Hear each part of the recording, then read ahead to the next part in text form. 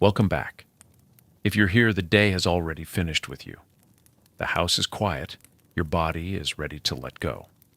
Tonight, we're stepping into a place that no longer exists in the way it once did. A stone castle in the middle of winter, centuries before central heating, before insulation, before anyone understood what a thermostat was. You're standing in a corridor right now.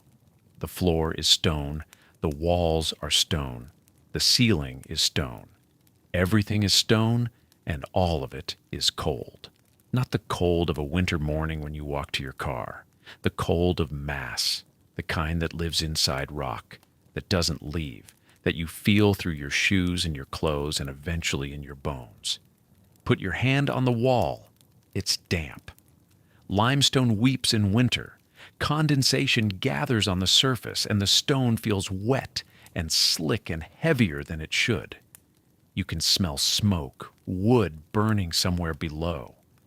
You can smell wool and tallow and the faint herbal bitterness of rushes on the floor that were laid down weeks ago. There's a draft, not from one place, from everywhere. From the arrow slit 10 feet down the corridor, from the gap beneath the door, from the murder hole in the ceiling, from the seam where the wall meets the floor. The air moves constantly, a low whistle that never stops. This wasn't one hard night. Winter lasted 5 months, November to March, sometimes longer. The snow came, the rivers froze, the roads became impassable. The food stored in the autumn was all there would be until spring. The cold settled into the stone in November and didn't leave until April. There were no radiators, no space heaters, no heated blankets, no insulated windows, no thermostat you could adjust when the temperature dropped. And yet, lords slept here. Ladies, infants, elderly parents, pregnant women, sick children, servants, young ones 7 or 8 years old, and old ones who'd spent 50 winters inside these walls. Guards who'd stood outside in freezing wind for 4 hours and then needed to sleep. Craftspeople, guests, travelers who arrived in storms and stayed until the roads cleared. All of them slept through winter, hundreds of nights, thousands of nights. Not in crisis, not in desperation. They slept because the castle was designed for it, not by accident. Not because medieval people were tougher or hardier or somehow unbothered by cold. They weren't. They felt it the way you would, the way anyone would. But the stone was arranged carefully. The rooms were placed deliberately. The fires were built with precision. The beds were constructed as architecture. The fabric was layered with intention. The routines were practiced every single night, the same way, because they worked. This isn't a story about suffering. It's not about survival against impossible odds. It's about a system, one that was slow and steady and effective. We're going to walk through one night, just one, from the moment the sun sets and the cold begins to deepen, to the moment the fires are revived in the morning and the household stirs again. We'll move through it slowly, room by room, layer by layer. The stone, the fire, the bed, the fabric, the body, the breath. Let it unfold at its own pace. Let the details settle. There's no rush. There never was. The night is long. The cold is patient. Let's begin. The walls are 6 feet thick. In some castles, they're 10. In the oldest fortresses, the Welsh border keeps, the corners where 2 walls meet, 20 feet of solid stone, dressed limestone or sandstone, laid block by block, mortared with lime and sand, and sometimes ox blood to strengthen the bond. You don't see thickness from inside the room. You see a wall, flat, plastered in some chambers, bare stone in others.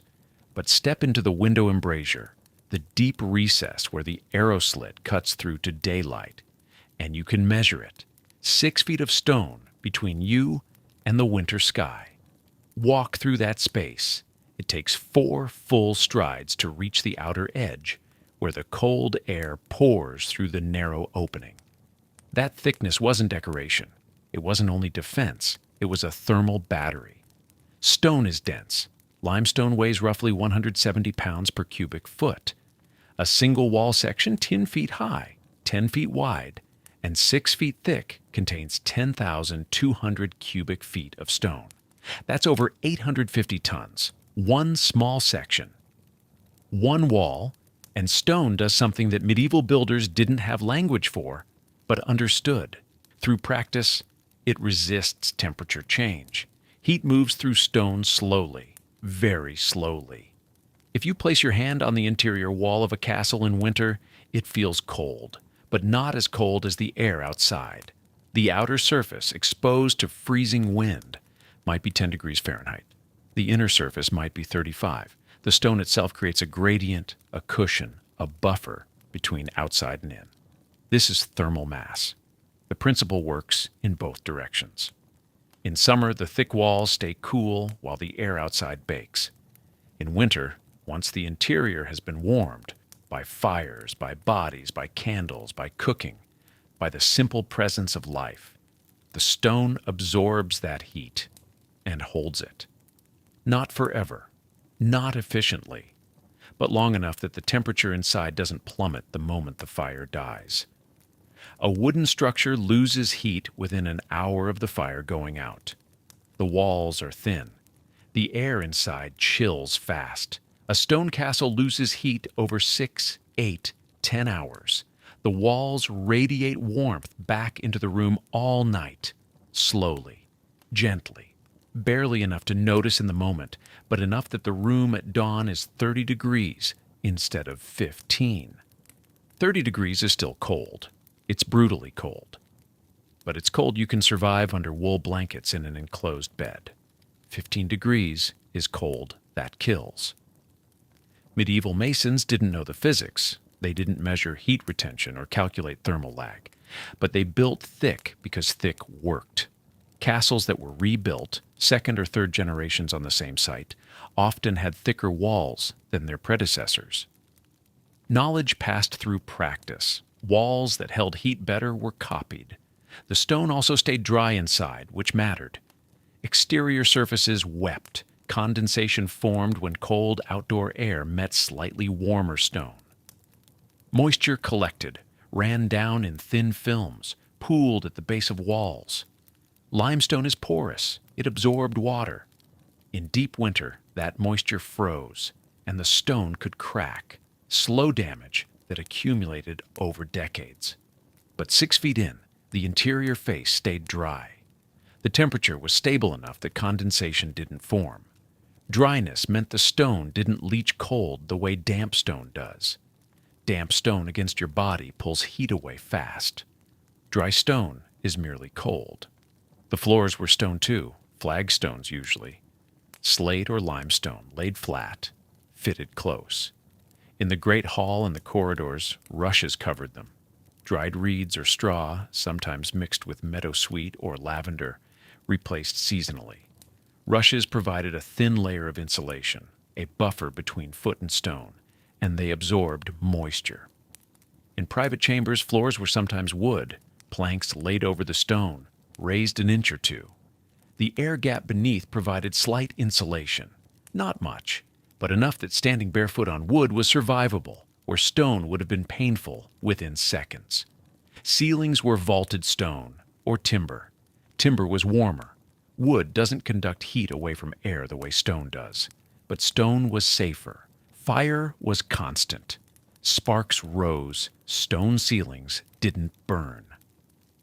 The layout of the castle itself mattered. Sleeping chambers, solars, were rarely on the ground floor. Ground floors were coldest. Damp crept up from the earth. Cold air pooled. The great hall, the kitchens, the storage rooms, those occupied the lower levels. Sleeping chambers were built on upper floors, where heat from below could rise and gather. A solar positioned above the great hall, where fires burned all day and into the evening, absorbed warmth from below. Not directly, not like a vent. But the stone ceiling of the great hall became the stone floor of the solar above, and that floor, warmed from beneath, radiated heat upward into the sleeping chamber. Not enough to make the room warm, but enough to make it less cold. Solar chambers were also smaller than great halls. A great hall might be 60 feet long, 40 feet wide, with a ceiling 30 feet high. A solar might be 20 feet by 15, with a ceiling 10 feet high. Smaller volume meant less air to heat. A fire in a small room raised the temperature faster and held it longer, and solars were positioned, when the castle's layout allowed, on the south or east side of the structure. South-facing walls received winter sun for a few hours each day. Sunlight warmed the exterior stone. That warmth crept inward over hours, reaching the interior surface by evening. Not much warmth, but in a season measured in degrees, every degree counted. The stone wasn't insulation. Insulation traps air, prevents heat from moving. Stone does the opposite. It absorbs heat, stores it, then releases it slowly. But in a world without insulation, thermal mass was the next best thing. It didn't make winter comfortable. It made winter survivable. The stone held the cold at bay, just long enough for the fires, the fabric, the beds, and the bodies to do the rest. The Great Hall was not where nobles slept in winter. It had been once. In earlier castles, Motte and Bailey timber structures, early Norman stone keeps, the Great Hall was the only heated space large enough for the entire household.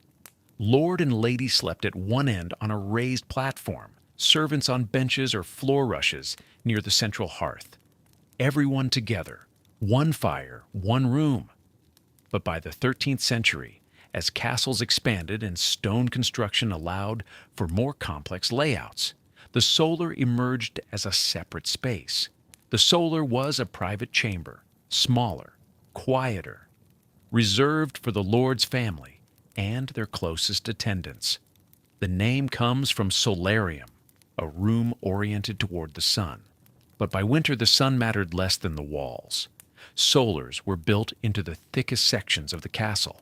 Often they occupied corners where two exterior walls met, or they were embedded into the curtain wall itself, the outer defensive wall, where the stone was densest.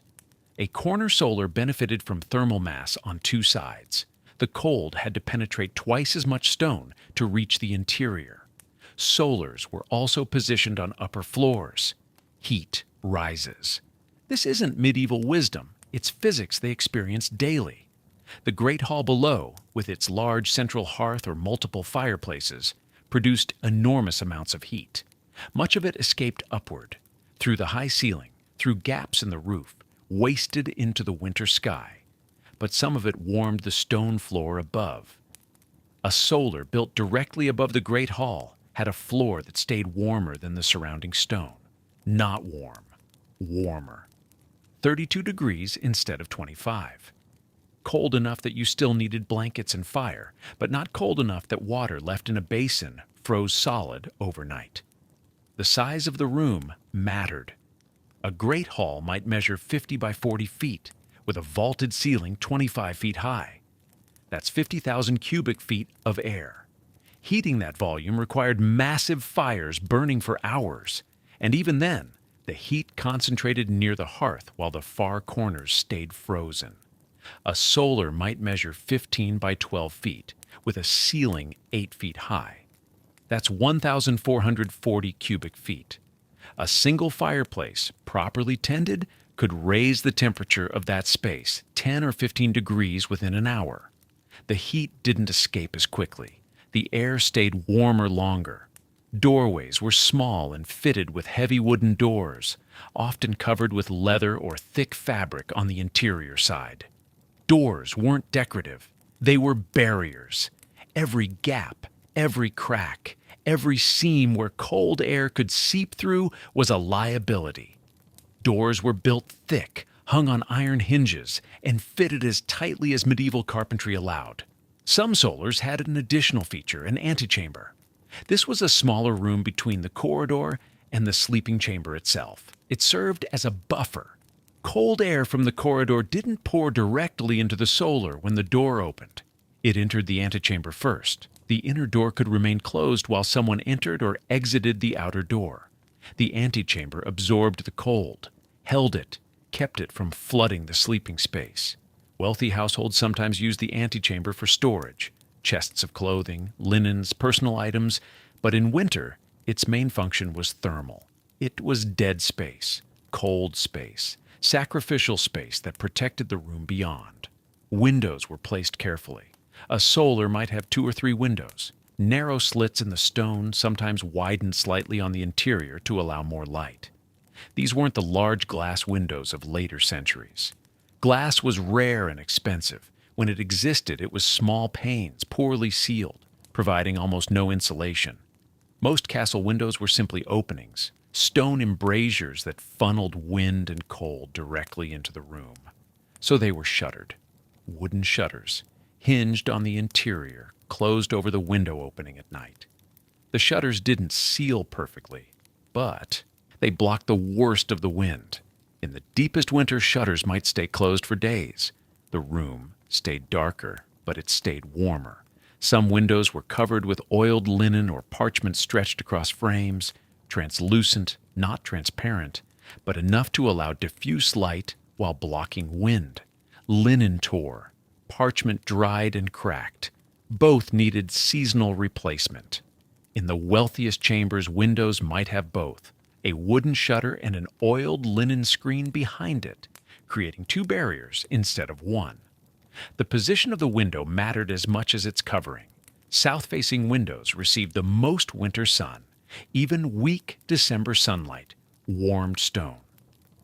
North-facing windows received none. A solar with windows on the south wall and solid stone on the north stayed warmer than one with windows on multiple walls. Arrow slits, narrow defensive openings, were sometimes present in solars built into outer walls. These were unavoidable. The castle's defensive needs overrode comfort, but arrow slits were deep, cut through 6 or 8 feet of stone, and their narrowness limited airflow. A 2-inch slit let in far less cold than a 12-inch window. The floor of the solar mattered too. Stone floors were common, covered with rushes or woven mats. Wealthier households laid wooden planks over the stone, creating a raised floor with an air gap beneath. Air is a poor conductor of heat, so the gap provided slight insulation. The wood itself felt warmer to the touch than stone. Some floors were covered with thick wool rugs, expensive, heavy, and effective. Wool trapped air, and the rug created a barrier between foot and cold stone. The solar wasn't one room, it was a series of nested barriers, thick outer walls, shuttered windows, heavy doors, an antechamber, a smaller volume of air, a floor above a heated space, a ceiling low enough to trap rising warmth. Each element alone provided minimal protection. Together they created a space that could be heated to survivable temperatures and held there through the night. The Great Hall remained essential. It was where the household gathered, where meals were shared, where fires burned largest. But it was too large, too tall, too exposed to serve as sleeping space in deep winter. The solar was the compromise.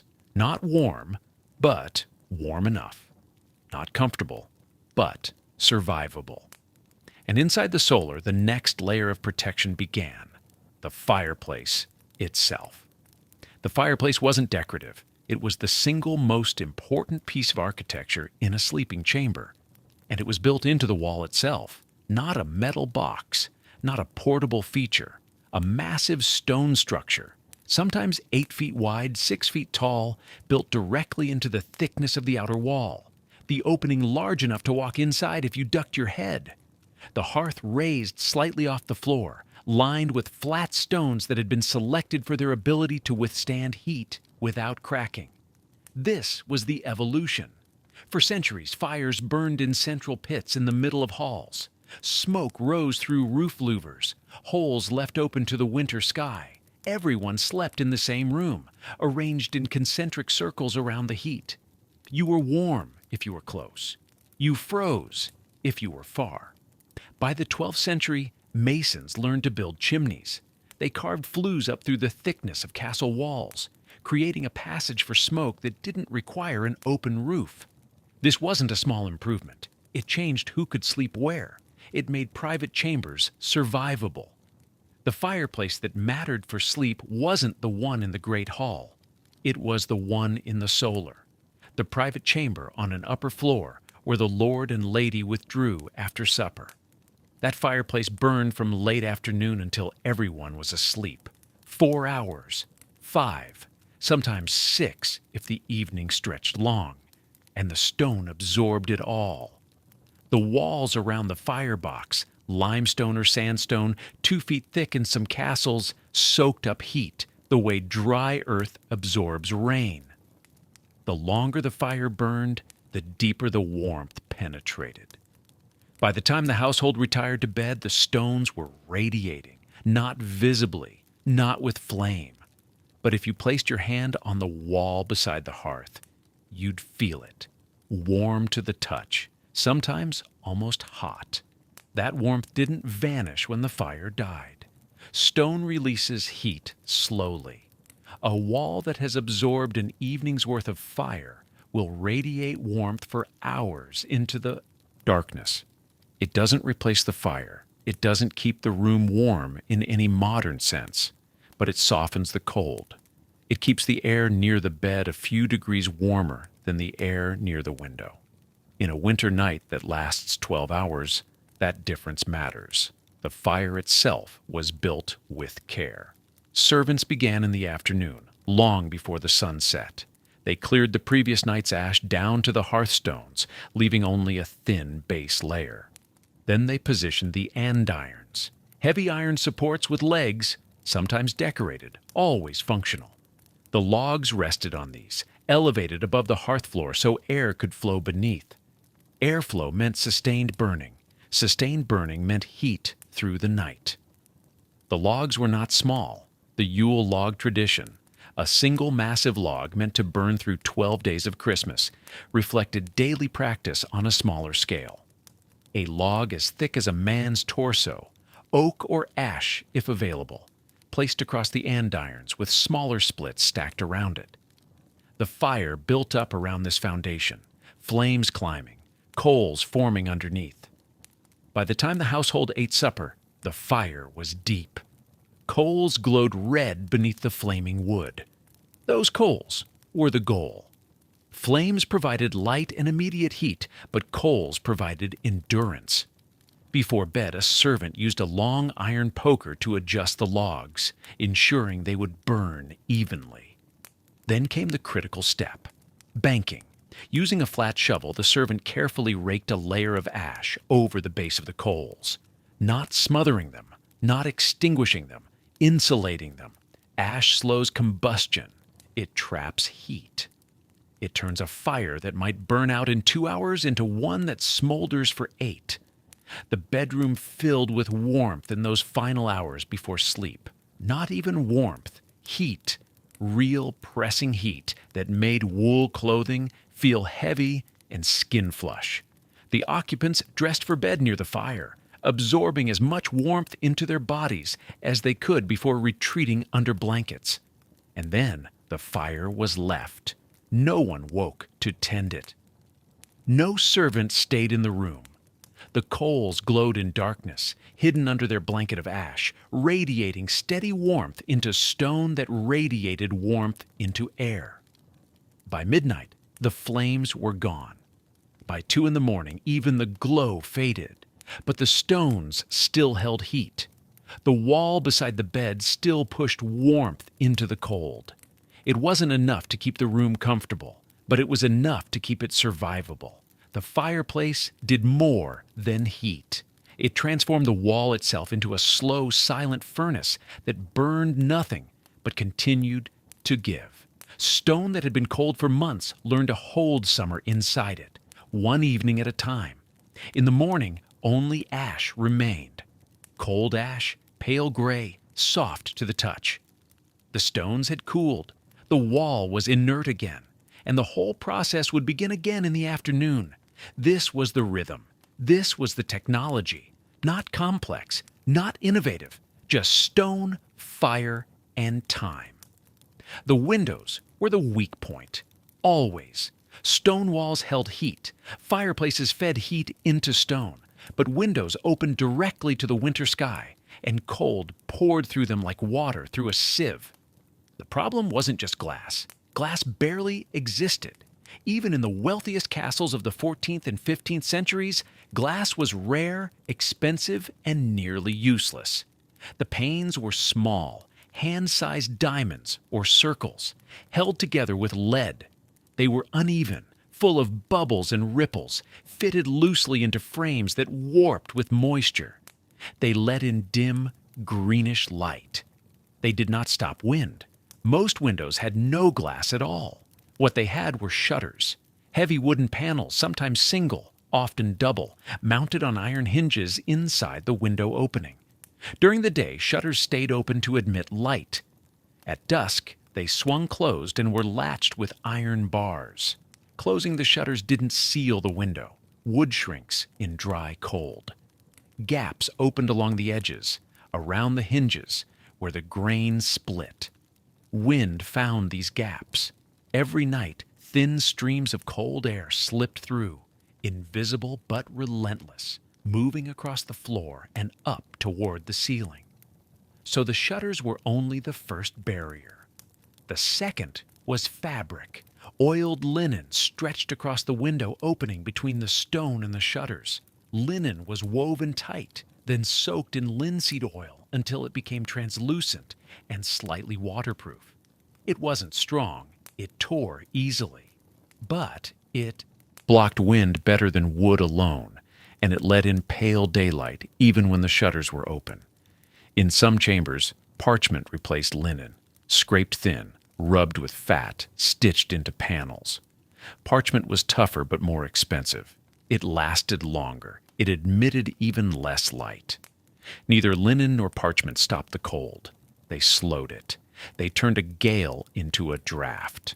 That was enough to matter. But the real insulation wasn't the materials. It was the space. Castle windows weren't flat openings and flat walls.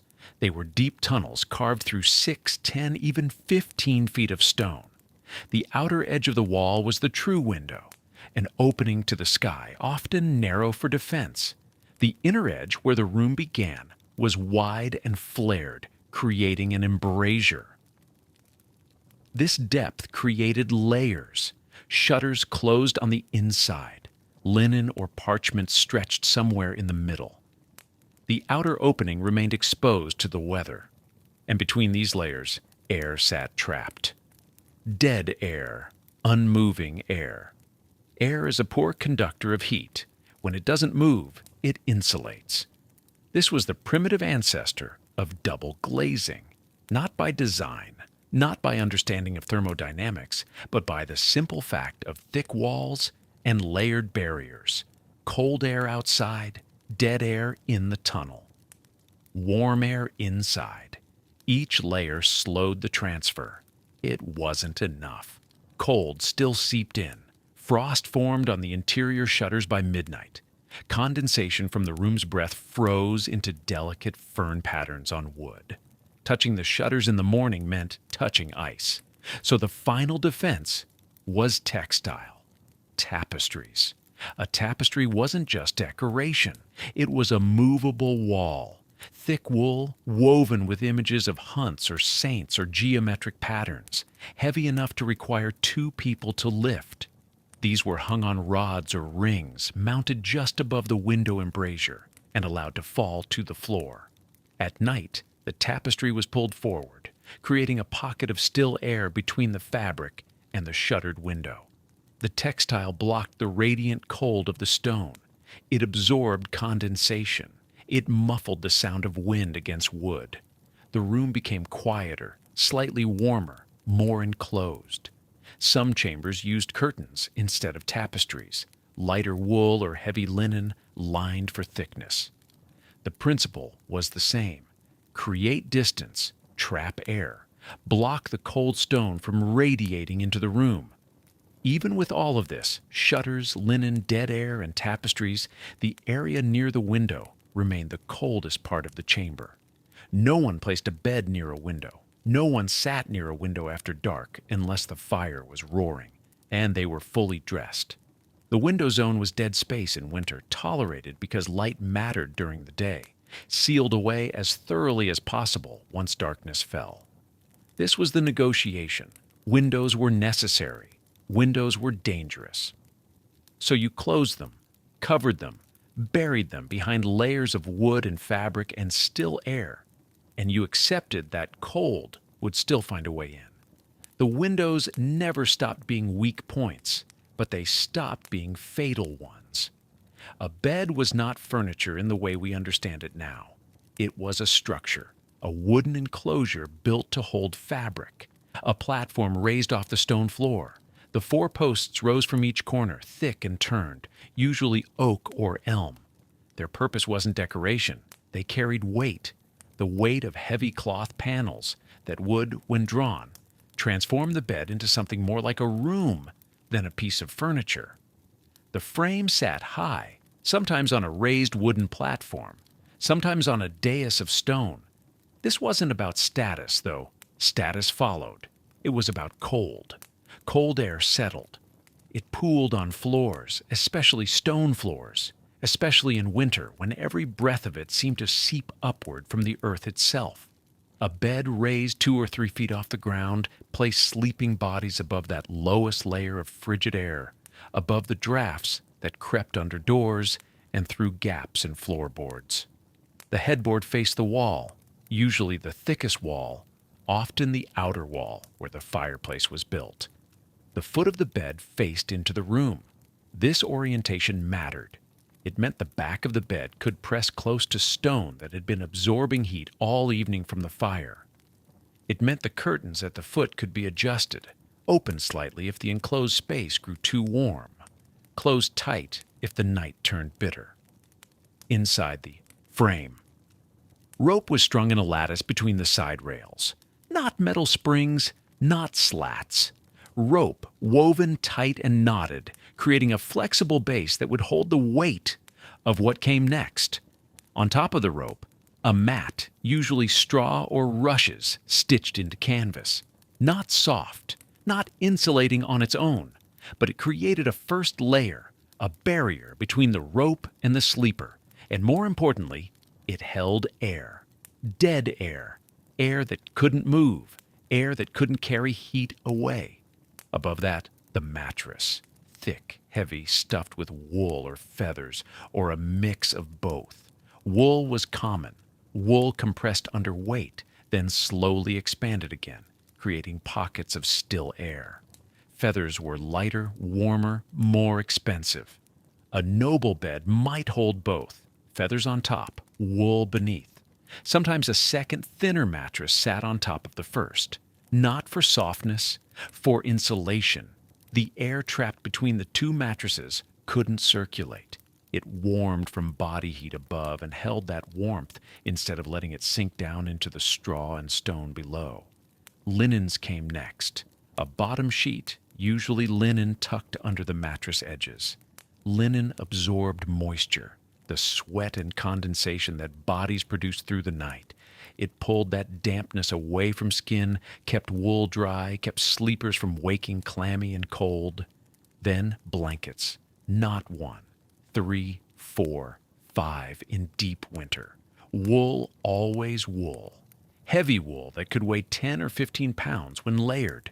Weight mattered. It pressed down, eliminated air gaps where heat could escape, kept fabric flush against the body. A top sheet of linen went over the sleeper, under the blankets. Another moisture barrier, another layer, then the coverlet. Thicker, sometimes quilted, sometimes fur-lined for the wealthiest households. This was the outer shell, the final layer before the curtains took over. The pillows were firm, stuffed with feathers if available, wool or straw if not. They raised the head, kept the nose and mouth above the heaviest concentration of exhaled breath and moisture that would gather in the enclosed space. All of this, rope, straw, mattresses, linens, blankets, coverlet, sat inside the wooden frame, waiting. The curtains hadn't yet been drawn. The curtains were the mechanism that made the bed work. Without them, the bed was just a pile of fabric on a wooden frame. With them, drawn closed, it became a separate climate. They hung from iron rings or wooden hooks attached to rails that ran between the four posts. Heavy rings that slid with effort, not ease. The fabric itself was thick, wool in most households, sometimes a wool and linen blend. Sometimes tapestry weave with images of hunts or gardens worked into the threads.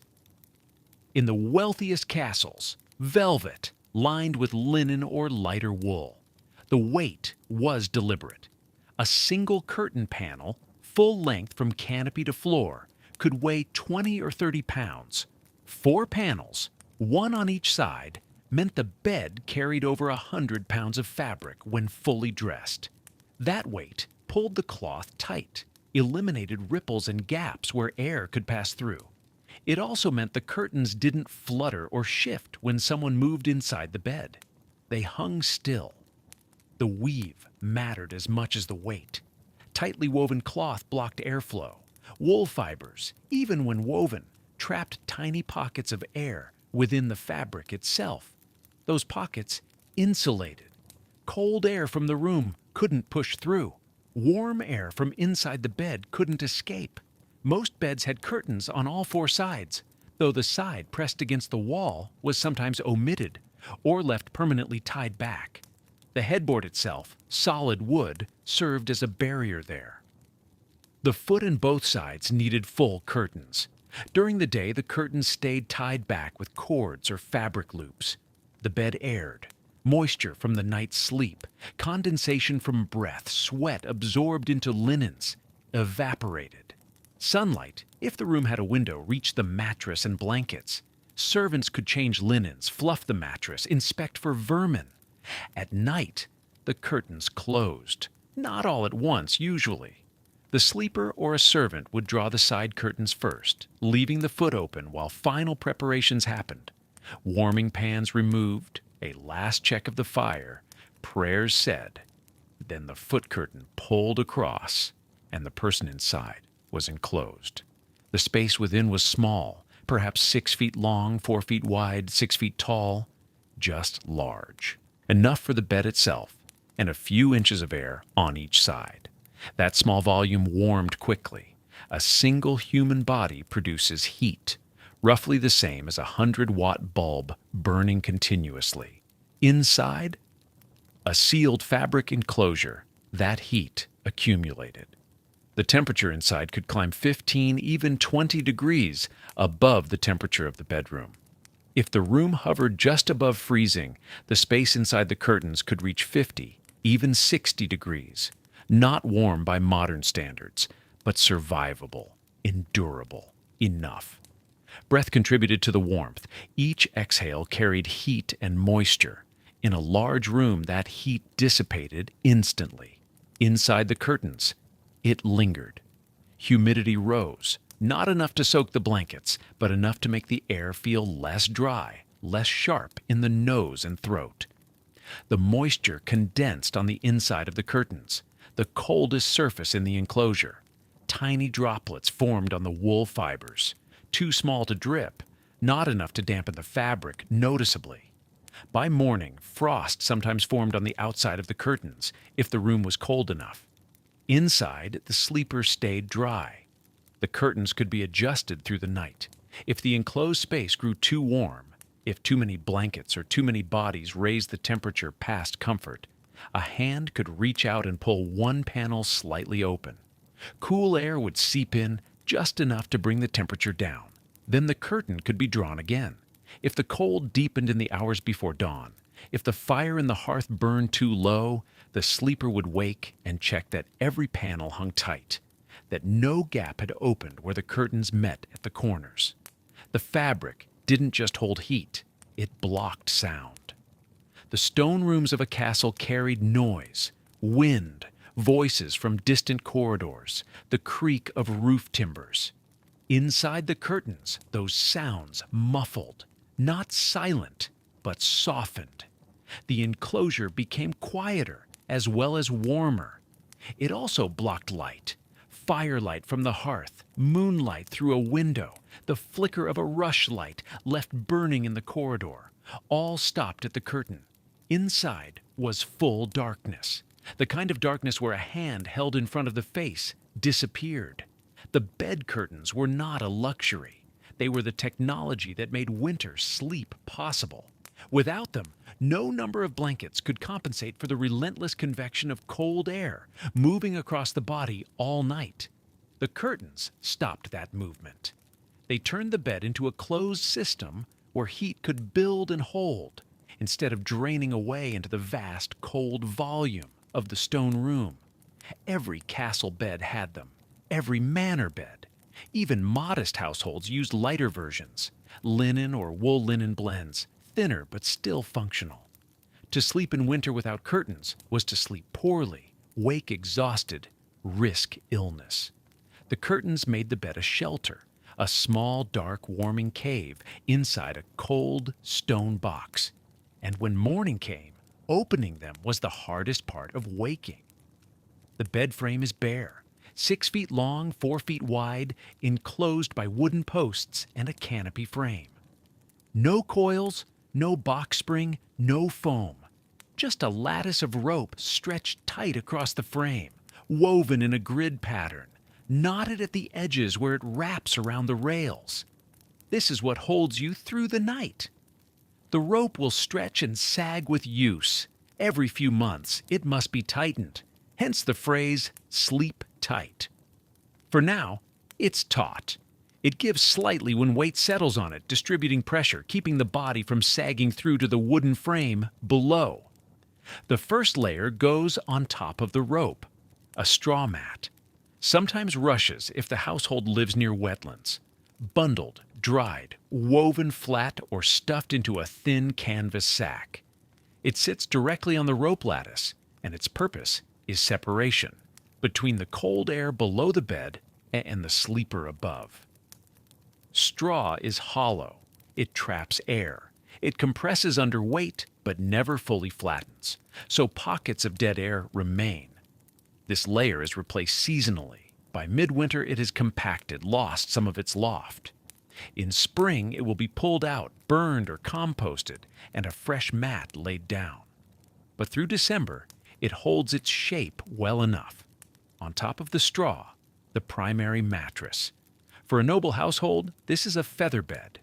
Goose down if the family has wealth or access to wetlands, where geese are plentiful. Chicken feathers if not. The feathers are stuffed into a heavy linen, or canvas tick, sewn shut with the seams doubled to prevent quills from working their way out. The mattress is thick, 6 inches at minimum, often closer to 12 when new.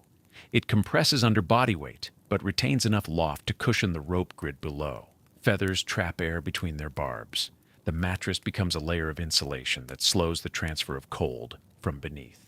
For households without access to feathers or without the labor to process them, the primary mattress is wool. Sheep's wool, carded and stuffed loose into a tick, heavier than feathers. Denser. But wool has a quality. Feathers do not. It retains warmth even when damp. Through the night. As breath condenses inside the bed curtains, moisture collects. Wool absorbs it without losing its insulating capacity. For servants, the primary mattress is straw, thicker than the base mat, but still straw, stuffed into a coarse sack. It compresses quickly and must be refilled more often, but it costs nearly nothing and can be replaced entirely each season. Whatever the filling, the mattress does more than soften the frame. It creates a thermal buffer. Cold moves slowly through trapped air. The thicker the mattress, the longer it takes for the chill of the stones below, conducted up through the bed frame to reach the sleeper's body. Now the second mattress. This one is thinner, a topper. Placed directly on top of the primary mattress, not stitched to it, not fastened. It can be removed in summer when heat is unwanted. In winter, it stays. The topper is often filled with the same material as the primary mattress, but less of it. A feather topper might be 3 inches thick. A wool one, 4. It lies smooth and even across the surface below. The purpose of the topper is not additional softness, it is the air pocket. Between the primary mattress and the topper, there is a boundary, a layer of air that warms from body heat above and is insulated by the mass of feathers or wool below. Air is one of the poorest conductors of heat. As long as it remains still, trapped between two layers, it holds warmth close to the body. The topper also places a fresh, clean layer against the body. The primary mattress compresses, absorbs sweat and oils, collects dust. The topper can be replaced or refilled more easily. It is the layer touched by sheets, by night clothes, by skin. Some households add a feather bed on top of a wool mattress. The feathers for softness and warmth closest to the body. The wool below for structure and moisture resilience. The combination creates a gradient, dense insulation beneath, light and warm above. Once the mattresses are in place, the sheets go on. Linen, if the household can afford it. Smooth against the skin, tightly woven, less likely to trap dust or parasites. Linen breathes, but does not insulate much on its own. Its role is cleanliness and comfort. Wool sheets for many others, coarser but warmer. Wool against wool, the sheet, the blanket, the mattress. The whole bed becomes a woolen system. The bottom sheet is tucked tightly under the topper mattress on all sides. This traps warmth. It also prevents the sheet from bunching or pulling free during the night when bodies shift. The top sheet lies flat for now. It will be folded back when the sleeper enters, then pulled up and tucked around the shoulders. On top of the sheets, the blankets. Not one, not two. In a noble household in midwinter, 3 to 6. All wool. Thick, heavy wool, woven tight enough to block drafts, but loose enough to trap air between the fibers. Each blanket weighs several pounds. When layered, the weight becomes significant. 5 or 6 blankets can weigh 20 pounds or more. That weight matters. Heavy blankets do not shift during sleep. They stay in place, pressed against the body by their own mass. They conform to the shape of the sleeper, eliminating gaps where warmth could escape. The pressure itself feels reassuring, a constant, even presence that some historians believe helped people sleep more soundly. The blankets are layered carefully. The first blanket goes on slightly loose, tucked only at the foot of the bed. This allows some air movement, prevents overheating early in the night when body heat is still building. The second and third blankets are tucked more snugly. The fourth, fifth, and sixth are folded back during the early evening and added later after midnight when the fire burns lower and the cold deepens. Wool has another quality. It insulates even when damp. Through the night, breath condenses. Humidity builds inside the bed curtains. Moisture collects on the innermost blanket, sometimes on the sheet near the face. Linen would grow cold and clammy. Wool absorbs the moisture without losing its ability to trap air and hold heat. By morning, the blankets may feel slightly damp to the touch, but they are still warm. On top of the blankets, the coverlet. This is the outermost layer, often decorative, embroidered, dyed, displaying household symbols, but always functional. The coverlet is heavier than the blankets beneath it, sometimes quilted with wool or linen batting stitched between 2 layers of fabric. The quilting creates small pockets that trap air, adding another insulating layer. For the wealthiest households, the coverlet may be lined with fur, rabbit, fox, or bear. Fur against the outside, fabric against the blankets. The fur traps air close to its surface and blocks drafts. It also adds weight, holding the entire bedding system in place. Some beds include a fur throw that can be added or removed.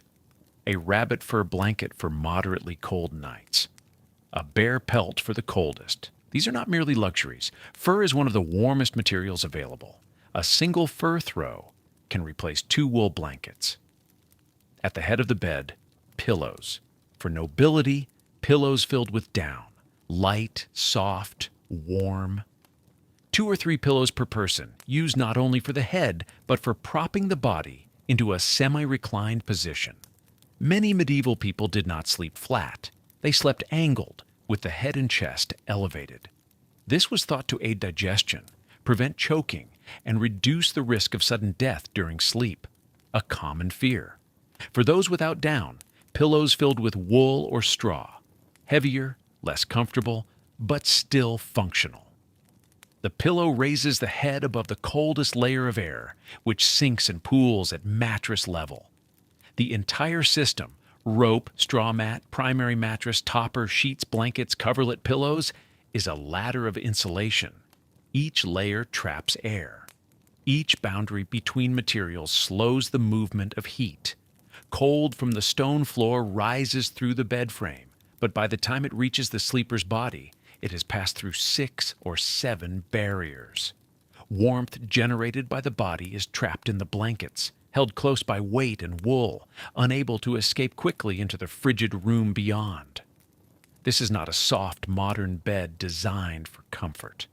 It is a structure built for survival. Every layer serves a purpose. Every material is chosen for its thermal properties. The bed is heavy, dense, and warm, not in spite of its weight, but because of it. The medieval sleeper does not climb into bed. They burrow into it. The blankets are not light. 3 pounds each on average, some heavier. When you layer 4 of them, you are adding 12 pounds of wool across your body. 6 blankets, common in the depths of January, bring the weight to 18 pounds or more. This is not accidental. The weight holds heat in place. A light blanket shifts when you move. It pulls away from your shoulders when you turn. It lets cold air slip beneath. A heavy blanket stays where it is put. It drapes over the contours of your body and remains there, pressed down by its own mass, sealing you inside. The heaviest blanket goes on top. Underneath it, lighter ones. The layering is intentional. You do not want all the weight directly against your body at the start of the night. You want gradual pressure, adjustable warmth. As the evening grows colder, you pull another blanket up from where it has been folded at the foot of the bed.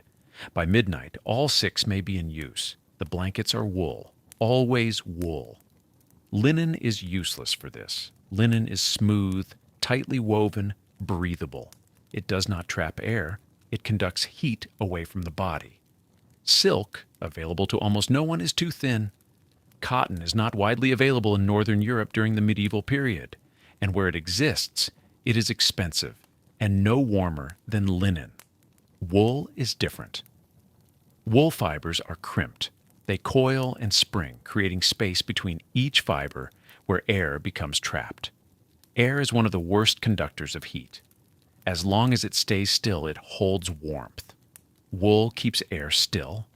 Wool also absorbs moisture without feeling wet. Through the night, you exhale warm, humid air. Inside the bed curtains, that moisture has nowhere to go. It condenses on the innermost blanket, on the sheet near your face, sometimes on the fabric of the curtains themselves. If those blankets were linen, they would grow cold and clammy within hours. Wool absorbs up to 30% of its weight in moisture and still insulates. By morning, the blanket nearest your face may feel damp when you touch it, but under the covers, it is still warm. The wool is not fine. These are not delicate fabrics. The blankets are made from the coarse wool of common sheep, hardy, oily, dense. The lanolin has been mostly washed out, but not entirely. A faint, greasy feel remains, and that trace of oil helps repel moisture and keeps the fibers from matting down completely. The weave is tight enough to block drafts, but loose enough to remain flexible. A blanket that is too stiff will not drape properly. It will tent up, leaving gaps. A good wool blanket is heavy, but pliable. It folds over your shoulder and stays there. Some blankets are fulled, washed and beaten to tighten the weave and thicken the fabric. Fulling makes wool denser, warmer, more windproof. A fulled blanket can be half the thickness of a regular one and still provide the same insulation, but fulling also makes wool stiffer and harder to layer. Most household blankets are only lightly fulled, if at all. The blankets are not always new.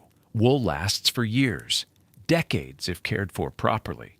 A well-made blanket can be handed down through generations. It may thin in places, It may develop holes that are patched with scraps of other wool. It may fade or stain, but it still works.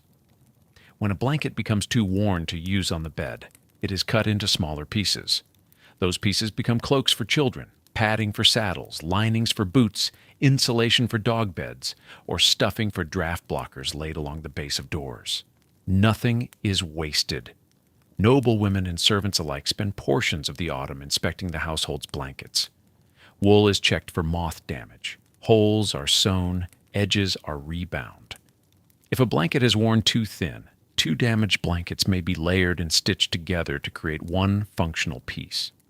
This work is done in September and October while the days are still long. By November, the blankets are ready. Each bed in the castle is allotted a specific number of blankets based on rank and need. The lord and lady's bed receives 6. A guest chamber might have 4. A child's bed, 3. Servants sleeping in the great hall share communal blankets, 2 or 3 per person depending on how many bodies are grouped together. There is no central storage of surplus blankets waiting to be distributed. Every blanket in the household is already assigned. If a guest arrives unexpectedly in winter, blankets are pulled from another bed and someone else makes do with fewer. The blankets smell like smoke. Everything in the castle smells like smoke. Wool absorbs it. Even blankets stored in chests during summer come out smelling faintly of the fires that burned in those rooms months before. It is not unpleasant. It is simply the smell of warmth, of safety. Some households add herbs to storage chests, lavender, rosemary, wormwood, to repel moths and add a fresher scent. But once winter begins and the blankets are in use, the herb smell fades and smoke returns. The blankets do not stay perfectly clean. You sleep in them for months. Sweat, body oils, the faint moisture of breath, all of this accumulates. Washing a heavy wool blanket is a significant task. It requires hot water, lye soap, hours of labor, and days of drying. Most blankets are washed once a year, in spring when they can be hung outside in sun and wind to dry completely. During winter they are aired. On clear, cold mornings, when frost glitters on the stones, the blankets are pulled off the bed and draped over the wooden frame, or laid across benches near an open window. The cold air helps dry any moisture that is built up. Sunlight, when it appears, helps kill lice and fleas. After an hour, the blankets are brought back inside, shaken, and returned to the bed. This happens once a week, weather permitting. The blankets are not decorative. Some coverlets are embroidered. Some have dyed patterns, stripes, checks, simple borders. But the working blankets underneath are plain, undyed wool in shades of cream, gray, brown, or black, depending on the sheep. No one sees them except the people who sleep under them. Their value is not in appearance. It is in weight, thickness, and warmth. A good wool blanket, well made and properly fulled, can mean the difference between sleep and sleepless cold. It can mean the difference between waking rested or waking stiff and aching. For the elderly, for infants, for anyone recovering from illness, the quality of the blankets is a matter of health. There are hierarchies even in wool. The finest blankets, soft, tightly woven, made from the wool of younger sheep, go to the lord and lady. Coarser blankets, still thick and warm, go to the children and guests. The coarsest blankets, rough and heavy, go to the servants. But even the coarsest wool blanket is better than sleeping without one. In the great hall, where servants and lower-ranking household members sleep communally, blankets are shared. 2 or 3 people sleep under 2 or 3 blankets, bodies close together, pooling warmth.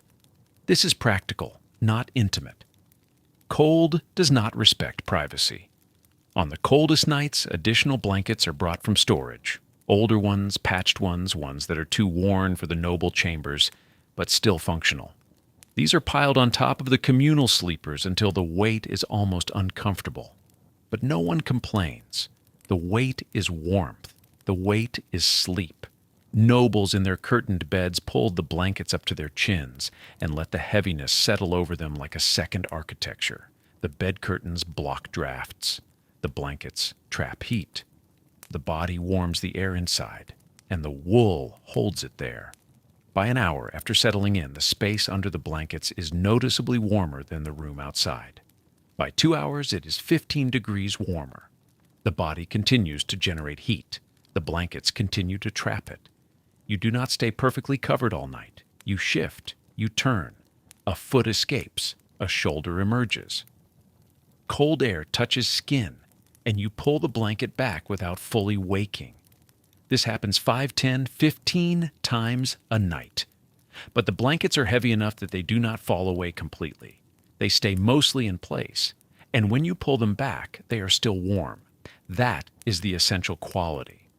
The blankets are not just barriers against cold, they are reservoirs of warmth.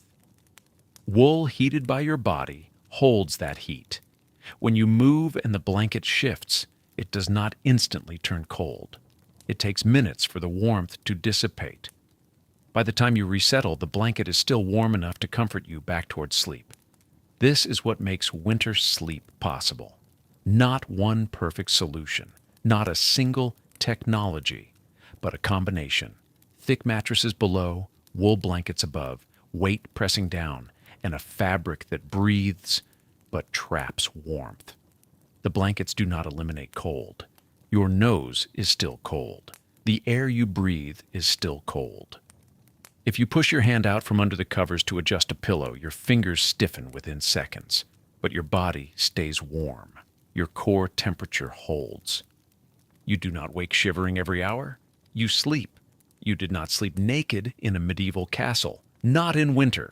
Not in any season where the fire might die to coals and the temperature inside your chamber might drop below 40 degrees Fahrenheit before dawn. The idea that people once slept without clothing is a modern assumption. It projects our heated bedrooms backward. It imagines that blankets alone were enough. They were not. Medieval people wore clothing to bed the same way they wore clothing during the day, as a practical response to cold. The garments were different, simpler, designed specifically for the horizontal hours, but they were always present. The base layer was linen, a long nightshirt, cut loose falling to the ankles for men and women both. No buttons, no fastenings. Just a straight garment pulled over the head, open at the neck wide enough to move in. Linen absorbed the moisture your body released during sleep, sweat, condensation from breath inside the enclosed bed. It could be washed. It dried quickly. It created a barrier between your skin and the wool layers above. You put it on near the fire after removing your daytime clothes. You pulled it down over your body while still partially dressed, minimizing the time your skin met cold air. Then you added the next layer, wool socks. Thick ones if you were wealthy. Thinner, darned, refooted versions if you were not. Your feet extended toward the bottom edge of the mattress where the blankets were tucked less. Tightly lost heat faster than any other part of your body, except your head. Wool socks were not optional. They were the difference between sleep and hours of shivering wakefulness. On your head, a nightcap. Wool, usually. Sometimes linen in warmer months, but wool in winter. A simple, close-fitting cap that covered your scalp and ears. Your head radiated heat constantly. More heat than you could afford to lose in a room where the air temperature hovered near freezing by morning. The nightcap was not decorative. It was insulation. For the elderly, another piece, the bed jacket. A short wool garment open at the front or tied loosely, worn over the nightshirt. It covered the shoulders and upper chest, the parts of the body exposed when you sat up in bed or leaned against the headboard. Older bodies generated less heat. They needed help. Children wore similar layers, scaled down. Linen shift, wool cap, wool socks. Infants were swaddled, wrapped tightly in long wool bands that held their limbs close and conserved the limited warmth their small bodies produced. The swaddling was not about restricting movement. It was about survival. These were not special garments saved for winter. They were worn every night. In summer, you might skip the wool cap or leave off the socks, but the linen nightshirt remained. Medieval people understood that the transition from waking to sleep required different clothing, not the absence of clothing. The layers were adjustable. If you woke too warm in the middle of the night, enclosed in your bed curtains with blankets piled high, and your own body heat building inside the small space, you could push the covers down to your waist. The linen nightshirt allowed air to reach your skin. If you woke too cold in the hours before dawn when the fire had burned low, you could pull a wool blanket up over your shoulders, tuck it around your neck, and let the nightcap and bed jacket hold warmth close to your core. You did not have a thermostat. You had clothing. The nightshirt was long for a reason. When you curled on your side, knees drawn up in the coldest hours, the fabric stayed between your legs and the cold linen sheet. When you stretched flat, it covered your ankles. There were no gaps, no exposed skin for drafts to find. Modesty also mattered, though less than warmth. If you were a noblewoman sharing a bed with your husband, a servant might enter the room in the morning to tend the fire. If you were a servant sleeping in the great hall with a dozen others, you dressed and undressed in the presence of your peers. If you were a child sharing a bed with siblings, bodies pressed close in the night, clothing maintained boundaries. The nightshirt was a layer of privacy as much as insulation. Dogs were allowed in bedrooms for the same reason you wore wool socks. They were warm. A large dog curled at the foot of the bed or pressed against your legs under the blankets contributed measurable heat. Dogs were tolerated, even welcomed, not out of sentiment, but because their body temperature, higher than yours, radiated through fabric and fur into the cold space under the covers. They were living bed warmers that lasted all night. You prepared these garments the same way you prepared the bed itself. If your nightshirt had been worn the previous night and hung near the fire during the day, it held residual warmth when you pulled it on. If your wool cap had sat on the hearthstones, it was warm against your scalp. If your socks had dried near the fire, they were soft and heat-soaked when you slid them over your feet. Everything you touched in the last minutes before sleep had been deliberately warmed. Then you climbed into the bed, blankets already heated by the warming pan, and pulled the curtains closed. The clothing you wore became part of the insulation system. Linen against skin, wool against linen, blankets against wool, curtains around blankets, layers within layers within layers. Your breath warmed the air inside the bed enclosure. Your body warmed the linen nightshirt. The nightshirt held that warmth close. The wool cap stopped heat from escaping through your scalp. The socks kept your feet from losing warmth into the mattress below. By midnight, the temperature inside the curtained bed might be 30 degrees warmer than the room outside. Your clothing made that possible. It was not enough on its own. Without the blankets, the curtains, the mattress layers beneath you, the nightshirt and cap would have done little. But without the clothing, the other layers could not have functioned. You would have lost heat faster than the bed could trap it. Medieval people did not write extensive descriptions of their nightclothes. They did not need to. Everyone knew what you wore to bed. It was ordinary, necessary, obvious. But the garments appear in wills, in household inventories, in account books. 2 linen nightshirts, 1 wool nightcap, 3 pairs sleeping hose. They were valuable enough to list, common enough to assume. They were part of the architecture of sleep. You built warmth the same way you built a fire, with layers, with care, with attention to what escaped and what stayed trapped. Your body was the heat source. Your clothing was the first layer of insulation. Everything else surrounded it. And in the morning, when a servant pulled back the bed curtains and cold air rushed in, you did not throw off the blankets and leap out of bed. You sat up slowly, still inside the curtains. You added another layer, a wool robe, a heavier jacket, before you opened the fabric and exposed yourself to the room. The transition was managed, gradual. You moved from warm to cold in stages, adding clothing as you went so your body never faced the full shock of winter air all at once.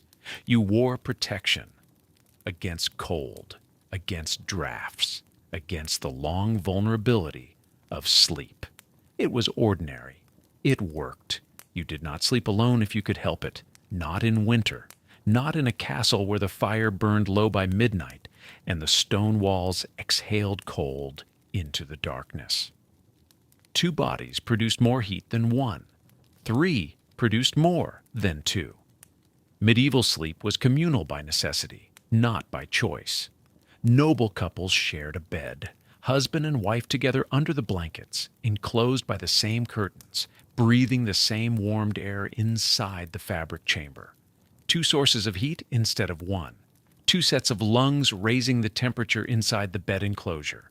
Two bodies radiating warmth into the wool and linen layers that surrounded them.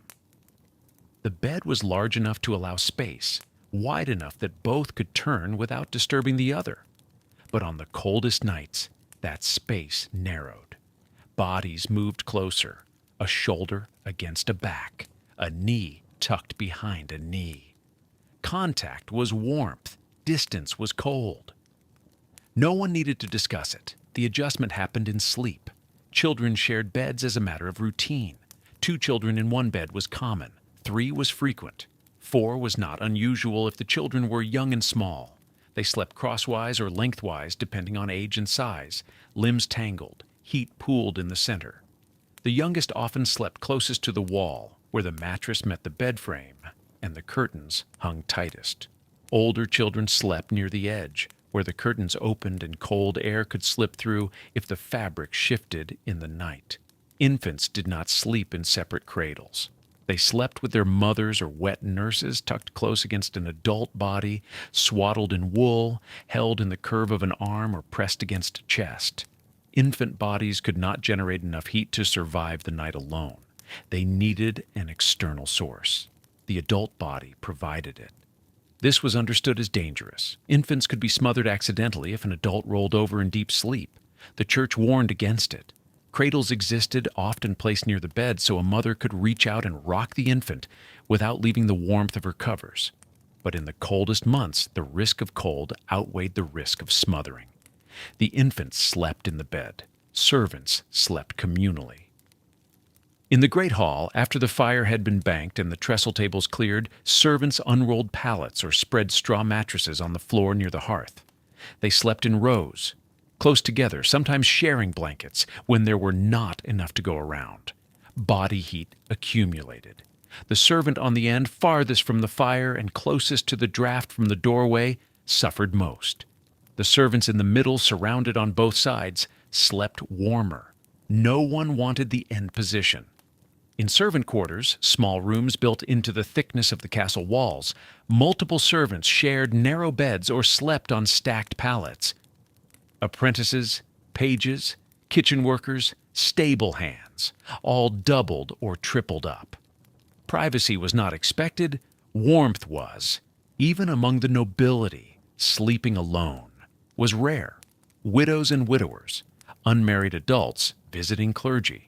These were the exceptions. When possible, they were given chambers with larger fireplaces or additional braziers. When that was not possible, they used more blankets, heavier bed curtains, or allowed a servant to sleep on a trundle bed pulled out from beneath the main bed frame. The trundle served 2 purposes. It provided a place for a servant to sleep in case the noble needed assistance during the night. And it added another source of heat to the room. Dogs were welcomed into bedrooms and onto beds for the same reason. A large dog, a hunting hound, a mastiff, a shepherd breed, generated significant warmth. Medieval dogs were working animals, but they were also portable heat sources. They were allowed on the bed or encouraged to sleep on the floor beside it, where their body heat radiated upward into the cold air. Dogs were warm-blooded, thick-coated, and impatient. They tolerated being used as bed warmers. In exchange, they received shelter, scraps, and a place near the fire. Cats served the same function on a smaller scale, though they were less common in noble bedchambers. Cats were mousers kept in kitchens and storerooms, but in winter they migrated toward warmth, and if a cat appeared in a bedroom and settled on a bed, it was rarely turned away. Even the placement of beds reflected this logic. When multiple beds occupied the same chamber, common in households where several family members of the same gender slept in one large room, the beds were positioned close together, not touching, but near enough that the warmth from one bed's curtained enclosure influenced the air around the next. Heat did not stay contained. It radiated. it spread. A room with 3 occupied beds was warmer than a room with 1, even if each bed was separately curtained. The practice extended beyond family. Guests traveling in winter were often housed 2 to a bed, even if they were strangers. Hospitality meant offering shelter and warmth. If that required sharing a bed with another traveler, it was accepted without complaint. Monks in monasteries slept in dormitories, rows of narrow beds separated by minimal space. The collective body heat of 20 or 30 men raised the temperature of the entire room. This was calculated, intentional. Medieval people understood that clustering bodies conserved warmth. On the coldest nights, even the barriers between spaces became flexible. If the great hall held more residual heat than the private chambers above, nobles sometimes chose to sleep there, near the main hearth, surrounded by servants. If a particular bedchamber faced north and never warmed, it was abandoned for the season in favor of a smaller south-facing room where 2 people could share space more easily. You followed the warmth. You shared it when you could. This was not intimacy. It was survival. The lack of privacy was not considered a hardship. Privacy itself was a newer idea, tied to wealth and space. In a medieval castle, privacy was rare even during the day.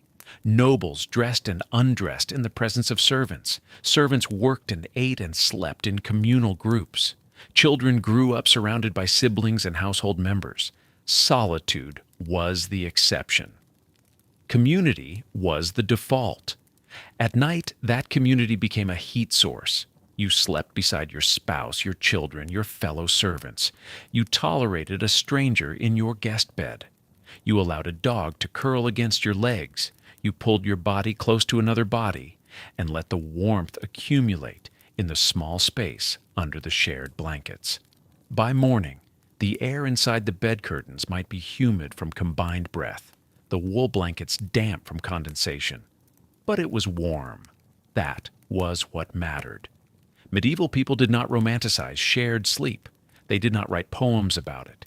It was practical, ordinary, necessary. But it worked. 2 bodies made the night survivable. 3 made it easier.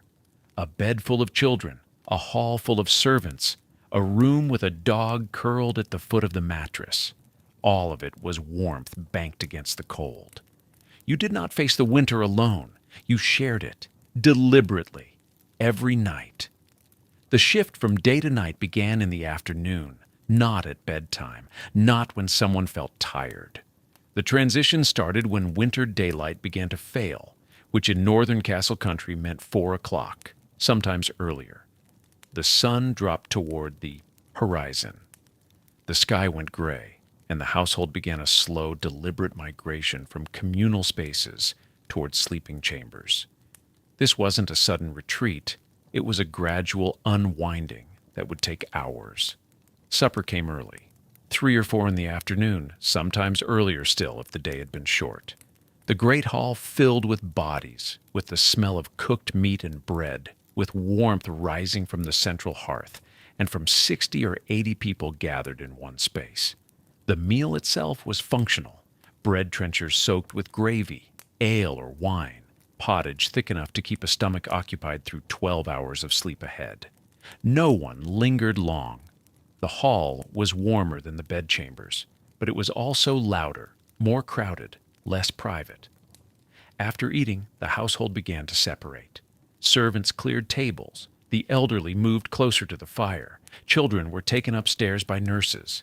The lord and lady withdrew to their solar, the private chamber built into the thick south wall, where their own hearth had been burning since midday. By 5 o'clock, full darkness had arrived. Not twilight. Darkness. The kind that made movement without light dangerous, that turned familiar corridors into cold stone tunnels where a misstep could mean a turned ankle, or worse. Torches were lit in the main passages, rushlights in the chambers. Candles, expensive and reserved, appeared only in the Lord's quarters or the chapel.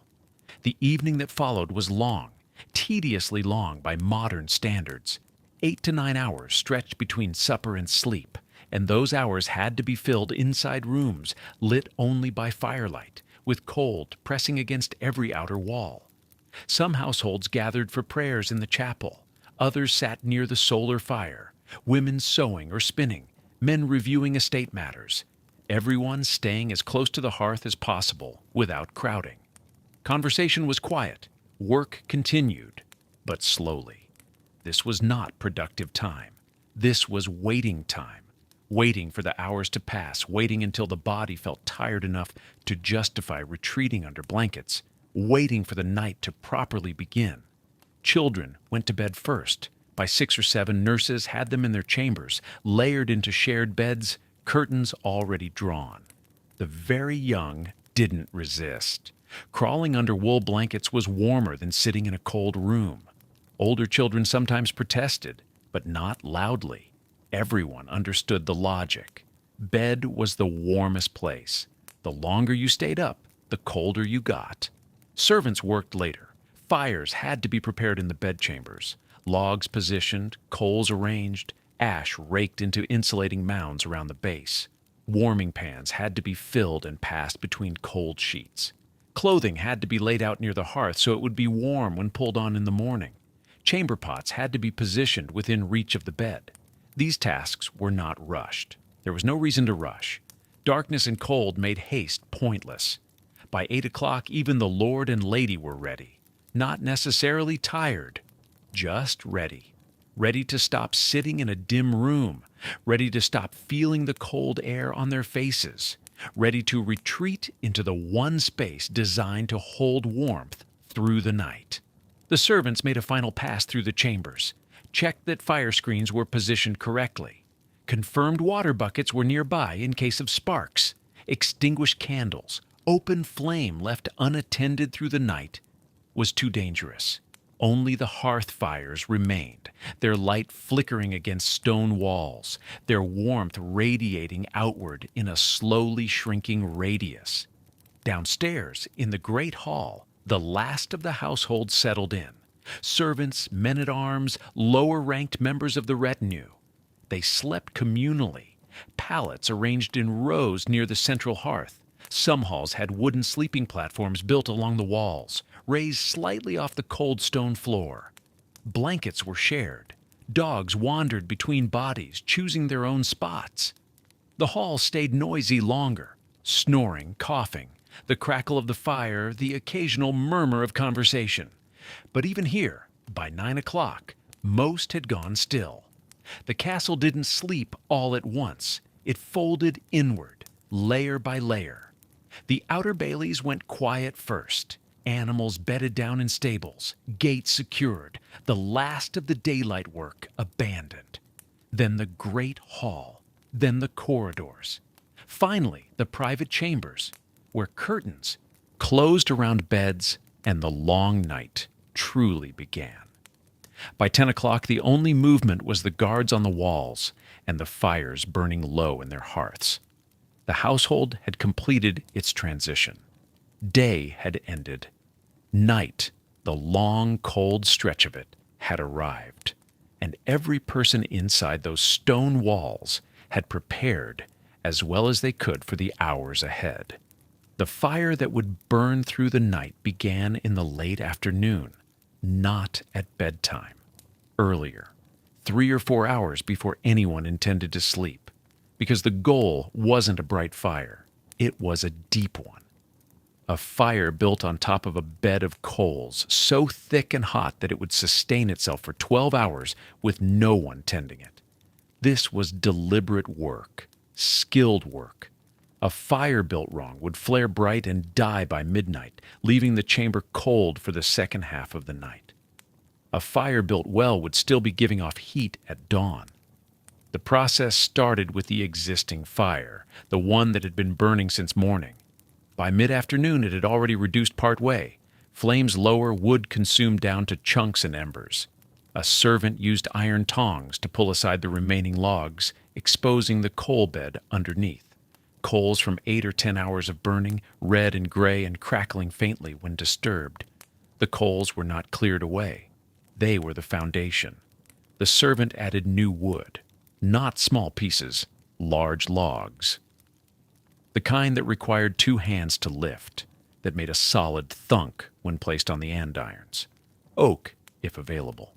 Beech, ash, dense hardwoods that burned slowly and produced long-lasting coals. The logs went onto the andirons in a deliberate arrangement, parallel with space between them for air to flow, positioned so they would burn evenly from both ends. Underneath and around the logs, smaller pieces of wood were tucked into gaps, not kindling, medium-sized splits that would catch from the existing coals and sustain flame long enough to ignite the larger logs. The fire was being rebuilt in layers, each one designed to support the next. Once the wood was positioned, the real work began, managing the ash. Ash was not waste. Ash was insulation. The servant used a small iron rake to pull ash from the edges of the hearth toward the base of the fire, not over the coals, around them. Ash piled against the sides of the coal bed, banked up like a low wall. This did two things. It reflected heat back toward the center, and it slowed the burn. Coals buried partway in ash consumed themselves more slowly than coals exposed to open air. The difference could mean 2 or 3 extra hours of heat. The thickness of the ash layer mattered. Too little, and the coals burned too fast. Too much, and the fire smothered. Experienced servants knew the correct depth by sight, about the width of 2 fingers, packed loosely, leaving the top of the coals visible, but the sides enclosed. The andirons themselves played a role. These were not decorative. They were functional iron supports, often with a horizontal bar across the back that held logs in place and kept them from rolling forward out of the hearth. Some andirons had hooks or arms for hanging pots, but in a bedchamber hearth their only job was to hold the overnight logs steady while air circulated beneath them. As the new wood caught, flames rose again, bright active fire that filled the chamber with light and immediate warmth. This stage lasted an hour, sometimes 2. The logs crackled as moisture escaped. Sap hissed. The flames shifted from yellow to orange to blue at the hottest points. But the flames were temporary. The coals were the goal. By the time the household was ready for bed, 8 or 9 in the evening, the flames had diminished. The logs were half consumed, their outer surfaces blackened and cracked, their interiors glowing red. The coal bed beneath them had thickened. New coals from the evening's burn had joined the coals from the afternoon, creating a layer several inches deep, radiating steady heat with almost no visible flame. This was the fire that would carry through the night. A servant made a final adjustment. More ash, raked carefully around the base. A check of the fire screen to ensure it was positioned correctly, close enough to catch sparks far enough back that it didn't block radiant heat. A glance at the water bucket, always kept nearby in case a log rolled or a spark landed on rushes. Then the servant left. The fire was on its own. Through the night, the coals would continue their slow work. The logs would burn from the inside out, collapsing gradually into the coal bed, feeding it, sustaining it. The ash would hold the heat close. The thick stone of the hearth and chimney would absorb warmth and radiate it back into the room for hours. By midnight, there would be no flames, just a bed of glowing coals, deep red in the center, gray at the edges, pulsing faintly with each draft of air from the chimney. By 3 or 4 in the morning, the coldest hours, the glow would have faded to almost nothing. But the coals would still be hot. You could hold your hand 6 inches above them and feel warmth. You could rake the ash aside and expose red heat underneath. By dawn, the fire would be nearly out. Coals reduced to chunks, ash thick and gray, the last of the heat dissipating into the cold morning air. But it had done its work. 12 hours. 12 hours of heat radiating into a stone chamber, warming the air, warming the bed, warming the bodies inside it. And in the morning, a servant would return. Rake aside the ash, find the coals that still held a spark, add kindling, coax flame, build the fire back to life. The night fire was not left to chance. It was built with precision, tended with care, and designed to survive the coldest stretch of darkness without human intervention. It did not fail often. The warming pan came out an hour before sleep. A servant lifted it from its hook near the hearth. A wide, shallow brass pan with a hinged lid and a wooden handle as long as a walking stick. She filled it with hot coals raked from the edge of the fire, not from the center where flames still burned, but from the glowing red bed where heat was stable and predictable. She carried it to the chamber where the bed waited behind its drawn curtains. She opened one panel of fabric and slid the warming pan between the sheets, pressing it against the linen, then dragging it slowly toward the foot of the mattress. The metal transferred heat directly into the cloth. She worked methodically, section by section, moving the pan across the width of the bed and back again. The linen grew warm to the touch. The wool mattress beneath absorbed the heat and held it. 15 minutes. 20. She moved the pan to the other side of the bed and repeated the process. The coals inside stayed red. The brass stayed hot. When she finished, she withdrew the pan and closed the curtains again, trapping the warmth inside the fabric enclosure. She carried the pan back to the hearth and set it aside. It would not stay in the bed. Hot coals against fabric through the night was a fire waiting to happen. The warming pan was a delivery system, not a sustained source, but the heat it left behind would last. The linen sheets, warmed, would feel soft instead of damp and cold. The mattress would radiate stored warmth for 30 to 40 minutes, long enough for a body to settle in and begin generating its own heat beneath the blankets. Other methods delivered warmth that lasted longer. River stones, smooth and palm-sized or larger, were heated directly in the hearth. They sat among the coals for an hour or more, absorbing heat all the way through. A servant used tongs to lift them out, brushed away the ash, and wrapped each stone tightly in wool cloth, sometimes 2 or 3 layers to prevent burns. These stones went to the foot of the bed, placed on top of the bottom sheet where feet would rest. Wool-wrapped, they could be touched safely. They released heat slowly, steadily, for 2 to 4 hours. By the time they cooled, the body under the blankets had warmed the bed enough to sustain itself. Some households used bricks instead of stones. The principle was identical. Bricks held heat reliably and could be reheated and reused indefinitely. In wealthier chambers, heated stones might be placed not only at the foot, but along the sides of the bed, positioned where a body would lie. On the coldest nights, a single bed might hold 3 or 4 wrapped stones, creating zones of radiant warmth within the curtained enclosure.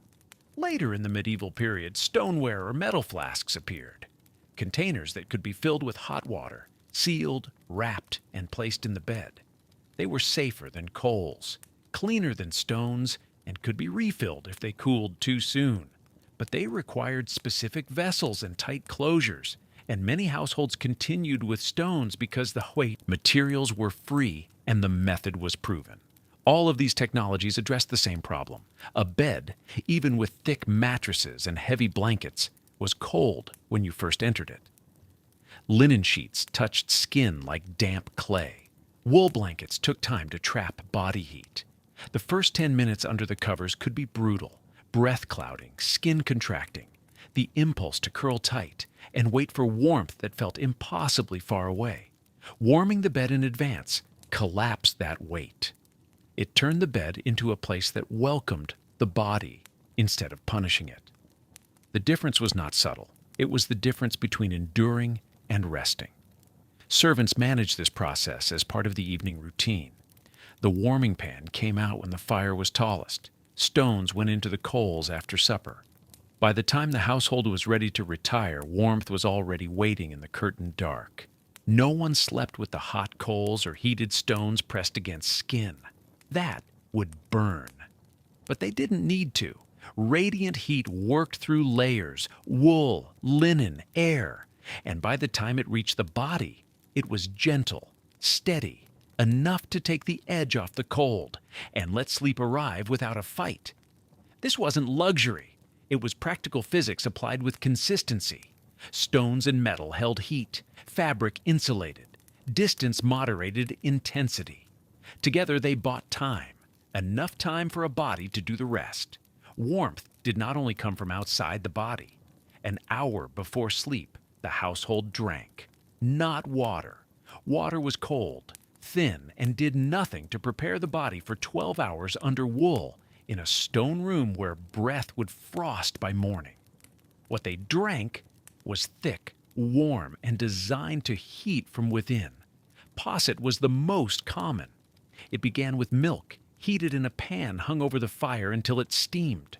Wine or ale was added, enough to curdle the milk into soft, creamy lumps. Spices went in next: ginger, cinnamon, nutmeg, sugar or honey if the household had it. The mixture was stirred, kept warm but not boiling, and poured into cups or wooden bowls.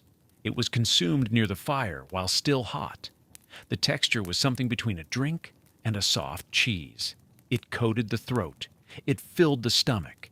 It delivered heat directly into the body's core, raising internal temperature before the person ever touched the cold sheets. Caudle was thicker. It started with gruel, oatmeal or barley cooked until soft, then thinned with ale or wine and sweetened. Eggs were beaten in, sometimes butter, always spices. It was served warm, sometimes hot, and eaten with a spoon.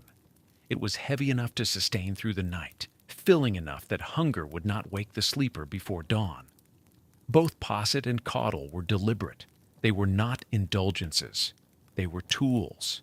The body, once warm inside, stayed warm longer under blankets. A full stomach generated heat through digestion. Spices, especially ginger and pepper, were believed to stoke internal warmth, and whether or not that was scientifically accurate, the hot liquid itself was undeniably effective. Children drank it. Pregnant women drank it. The elderly, whose bodies struggled to generate heat, drank it twice, once after supper, and again just before bed. On the coldest nights, a heated poker from the fire was plunged directly into a mug of ale or wine. The metal hissed, the liquid bubbled and steamed, spices were added, and it was drunk immediately, hot enough to burn the tongue slightly, hot enough that the person drinking it felt the warmth spread down through the chest and into the limbs. This was mulled wine, mulled ale, heated not by a pot, but by direct contact with red-hot iron. It was faster than cooking over flame and delivered the liquid at a higher temperature. Servants prepared it for the lord and lady. Guards on night watch drank it before heading to the frozen battlements. Anyone facing cold and needing warmth inside their body first turned to this. The timing mattered. Drink too early, and the warmth faded before bed. Drink too late, and the body was sluggish, the stomach heavy and uncomfortable under thick blankets. The household learned the rhythm. Posset or caudle came after supper ended, after the table was cleared, after evening tasks were complete, but before the fire was banked for the night.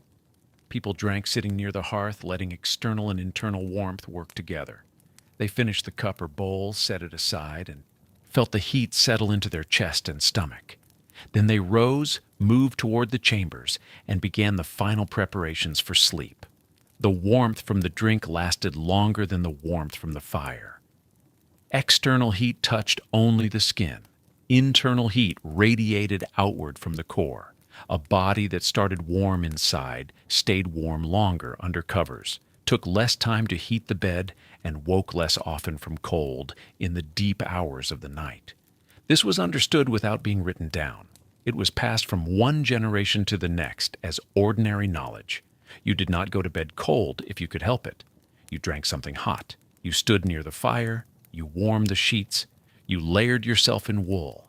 And then prepared, you lay down in the curtained dark and let your body do the rest. The drink was part of the sequence, not optional, not decorative, as necessary as the blankets and the bed curtains and the banked coals that would burn until morning. The change from day clothes to night clothes didn't happen in privacy or comfort. It happened quickly, near the fire. A noblewoman stood as close to the hearth as she could without scorching her skirts.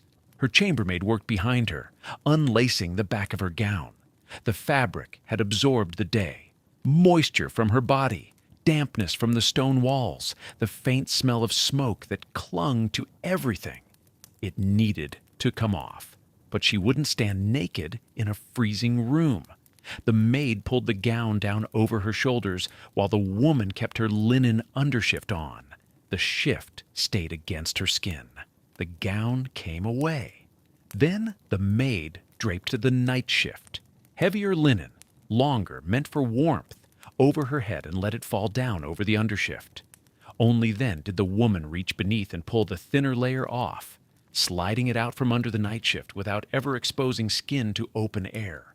Layers traded, never fully undressed.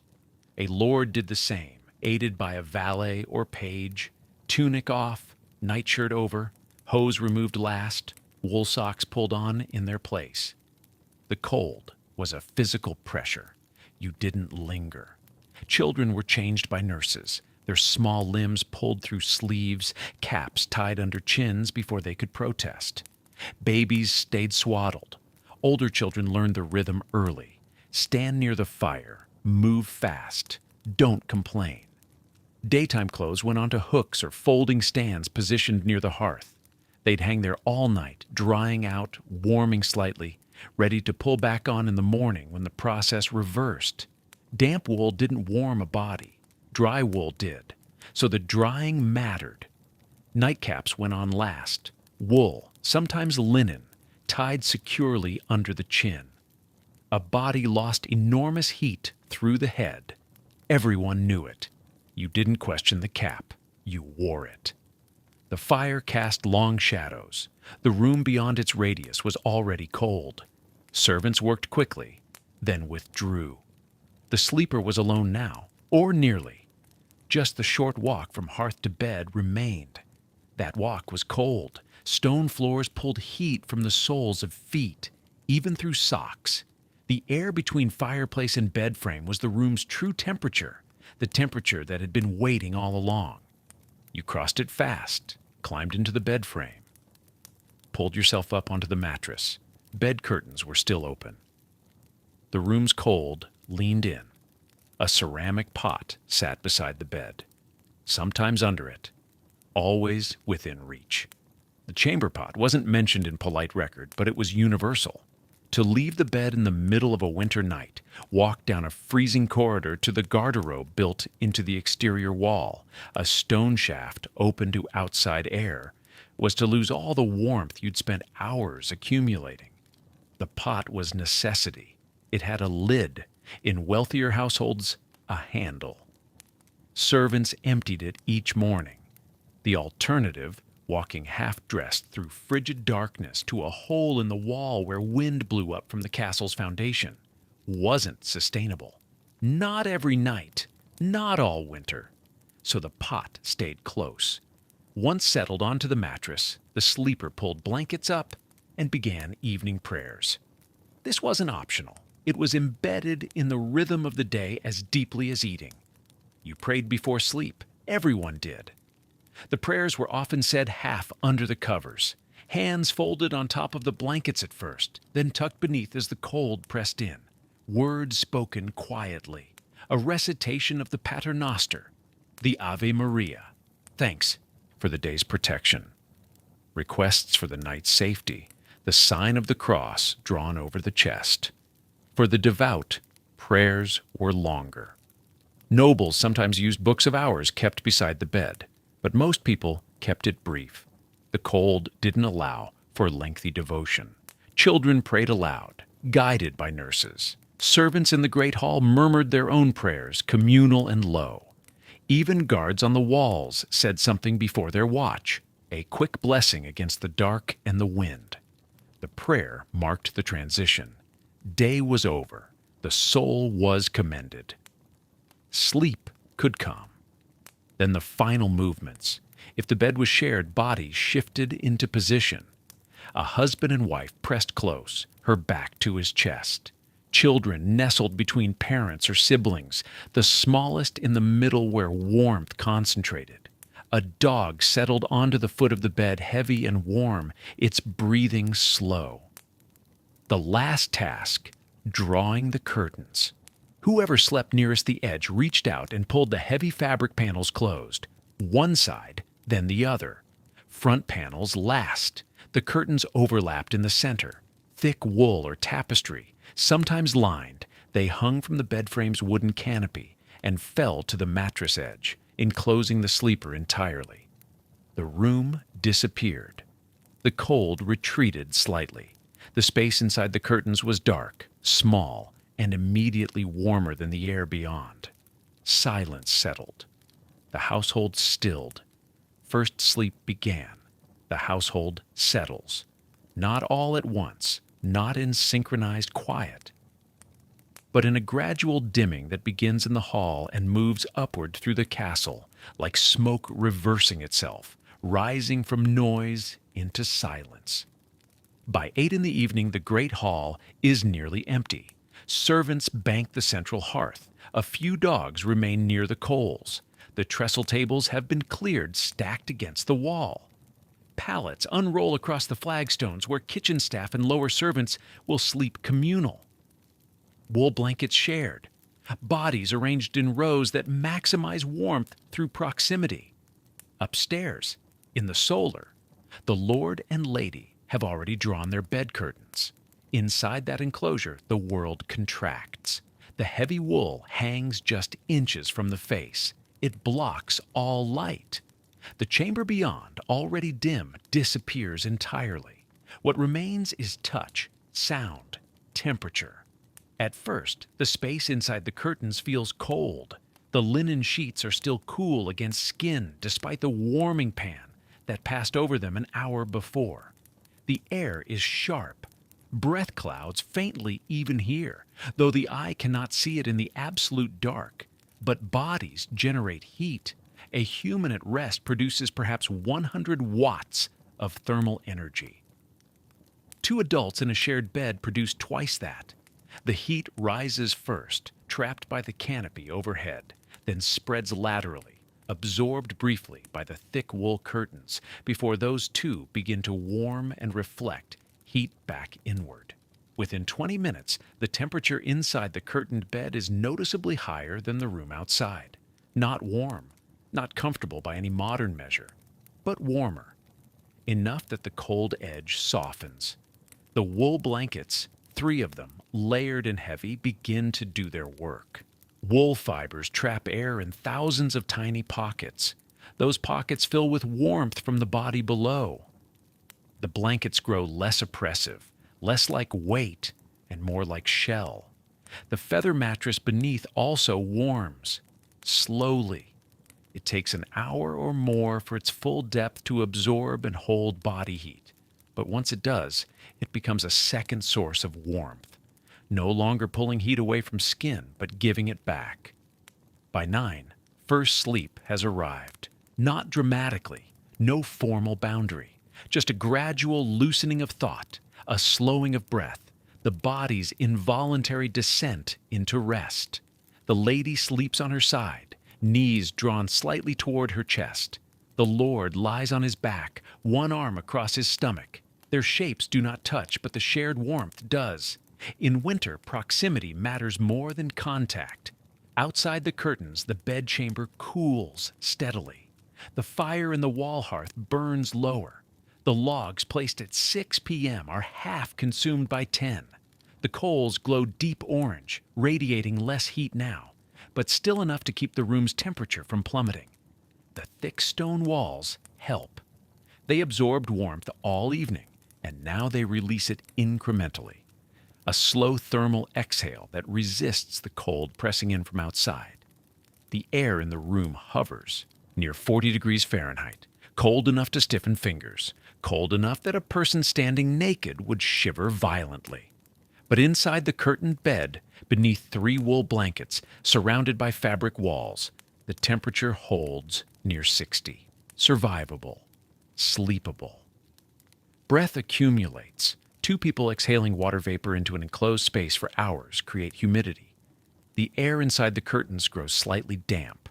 Wool absorbs some of it. The linen sheets absorb more. Neither feels wet, but both hold moisture, and moisture holds heat. The effect is subtle, but measurable. The bed becomes a microclimate, warmer, damper, softer than the room beyond. No one wakes to tend the fire. That is a servant's task, assigned to one young man who sleeps lightly in the hall below, waking twice in the night to climb the stairs and add a single log to each chamber hearth. He moves quietly. He does not speak. He places the wood, waits to see it catch, then retreats. The nobles do not stir. First sleep deepens. The body cycles through its stages. Light sleep, deep sleep, brief arcs of near waking. The brain processes the day. Muscles release tension. Core temperature drops slightly, conserved by the blankets, held stable by the microclimate inside the curtains. There is no clock, no sense of hour. The darkness inside the bed is total and timeless. Sleep could have lasted 1 hour or 5. There is no way to know, no reference point, no light leaking through to mark the passage of night. Around 11, the Lord shifts. His shoulder presses against the mattress in a new position. The movement is unconscious. The lady does not wake, neither does he. The body adjusts itself, seeking comfort within sleep, and finds it. By midnight, first sleep is complete, not finished, complete. The body has taken what it needed from the first cycle. 4 hours of rest, deep restoration. Now it begins the slow drift upward toward waking, not to daylight, but to the watch. The lady wakes first, not sharply, not to sound or cold or discomfort. She simply surfaces. Her eyes open inside the dark curtain enclosure, and she is awake. This is not unusual. This is not insomnia. This is the watch, the stretch of wakefulness that arrives naturally in the middle of a long winter night. Expected, built into the body's rhythm when darkness lasts 12 hours, and there is no reason for consciousness to fight through it all at once. She lies still. Her breath is even. Her body is warm beneath the blankets, though her nose, exposed to the air, is cold. She does not move yet. There is no urgency. The watch is a slow place, a space between sleeps where nothing is required. The Lord is still asleep beside her. She can hear his breathing, deeper than hers, steady, undisturbed. She does not wake him. For 10 minutes, maybe 15, she simply lies in the darkness. Her mind is quiet but not empty. Thoughts drift without force. A conversation from supper, the face of her daughter, the weather tomorrow. Nothing demands resolution. The watch is not for solving, it is for existing. Eventually, she shifts. Her hand moves from beneath the blankets and reaches toward the curtain. She finds the gap, parts the fabric slightly, and cold air spills in, sharp, immediate, startling against her warm face. She closes it again quickly. The room beyond is darker than the curtained bed. No firelight reaches through the gap. The hearth in the wall holds only coals now, glowing faint orange but offering no illumination. The chamber is a void. She does not leave the bed. Leaving would require full waking. Pulling on a wool robe, stepping onto cold stone, crossing the room to tend the fire or use the chamber pot. None of that is necessary. The watch does not require action. It requires only patience. She prays, not aloud. The words form silently, practiced phrases from the hours, the rhythm of Ave Maria, the shape of Paternoster. Her lips do not move. Her hands remain beneath the blankets. Prayer in the watch is an internal act, a conversation held in stillness. Beside her, the Lord stirs. A small movement. His leg shifts. His breathing changes. A moment later, his voice, low, rough from sleep. Awake? Yes. No more than that. He does not ask why. He knows. This is the watch. It happens every night. They lie together in the darkness, neither touching nor speaking. Two people awake in a cold castle in the middle of the night, sharing warmth and silence. The watch is not for conversation, but sometimes words come anyway. "The fire is low," he says. "The boy will come soon. Cold tonight." Yes, that is all. The exchange is not empty. It is companionship, proof that neither is alone in the dark. Minutes pass, perhaps 20, perhaps 30. Time does not press. The watch has no schedule. Eventually, the lady's thoughts begin to blur. The sharpness of waking softens. Her body, which had surfaced, begins to sink again.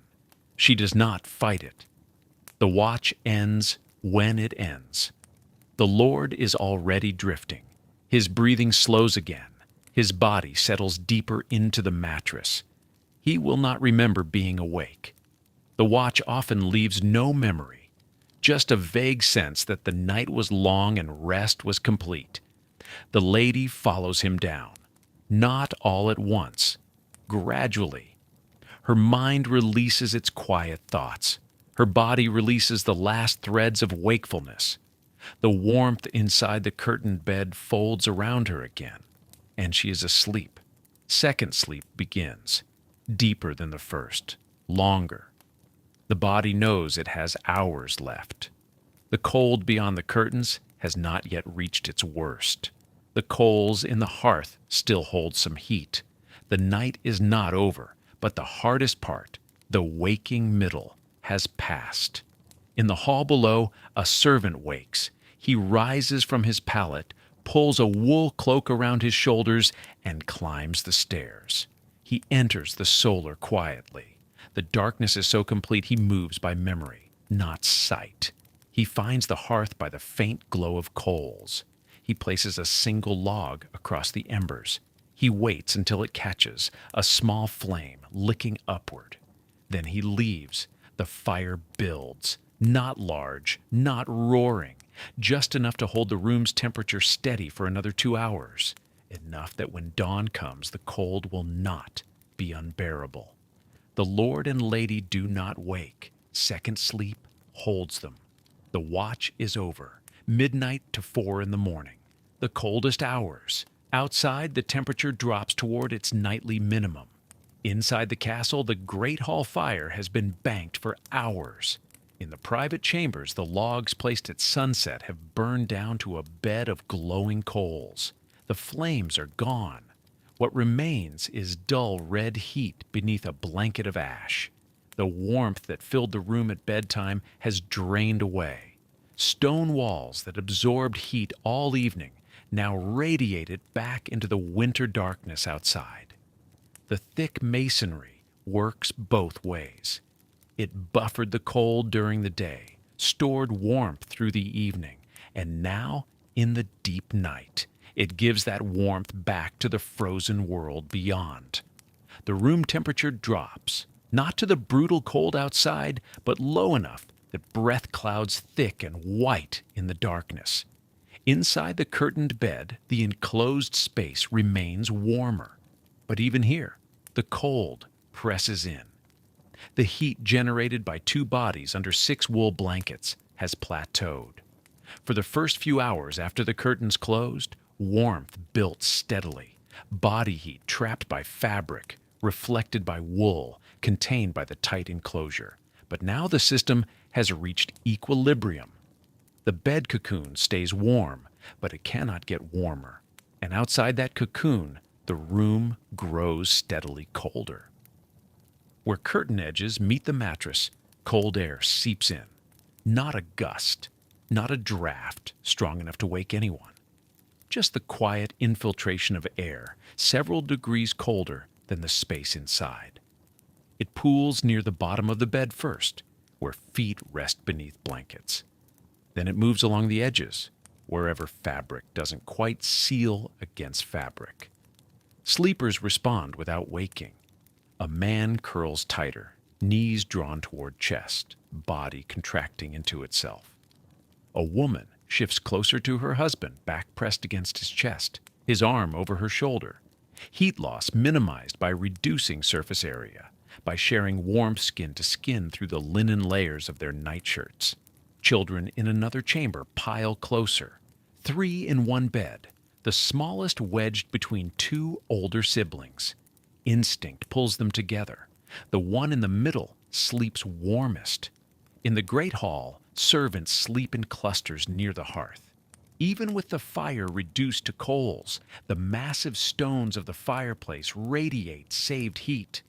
Those nearest the hearth sleep under fewer blankets. Those farther away have pulled their wool cloaks over their bodies, hoods up, arms inside the fabric. A dog on a noble bed shifts position, moving from the foot of the mattress to the curved space behind a sleeper's knees.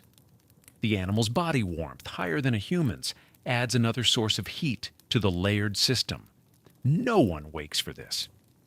These adjustments happen in the border space between sleep and waking, the body managing cold without conscious thought.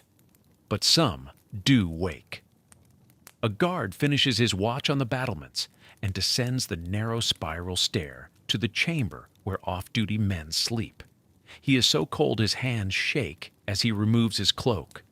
Another guard, pulled from sleep to take the next watch, groans as he leaves the shared warmth of the bedding and pulls on the outer layers he'll need for 2 hours in the wind.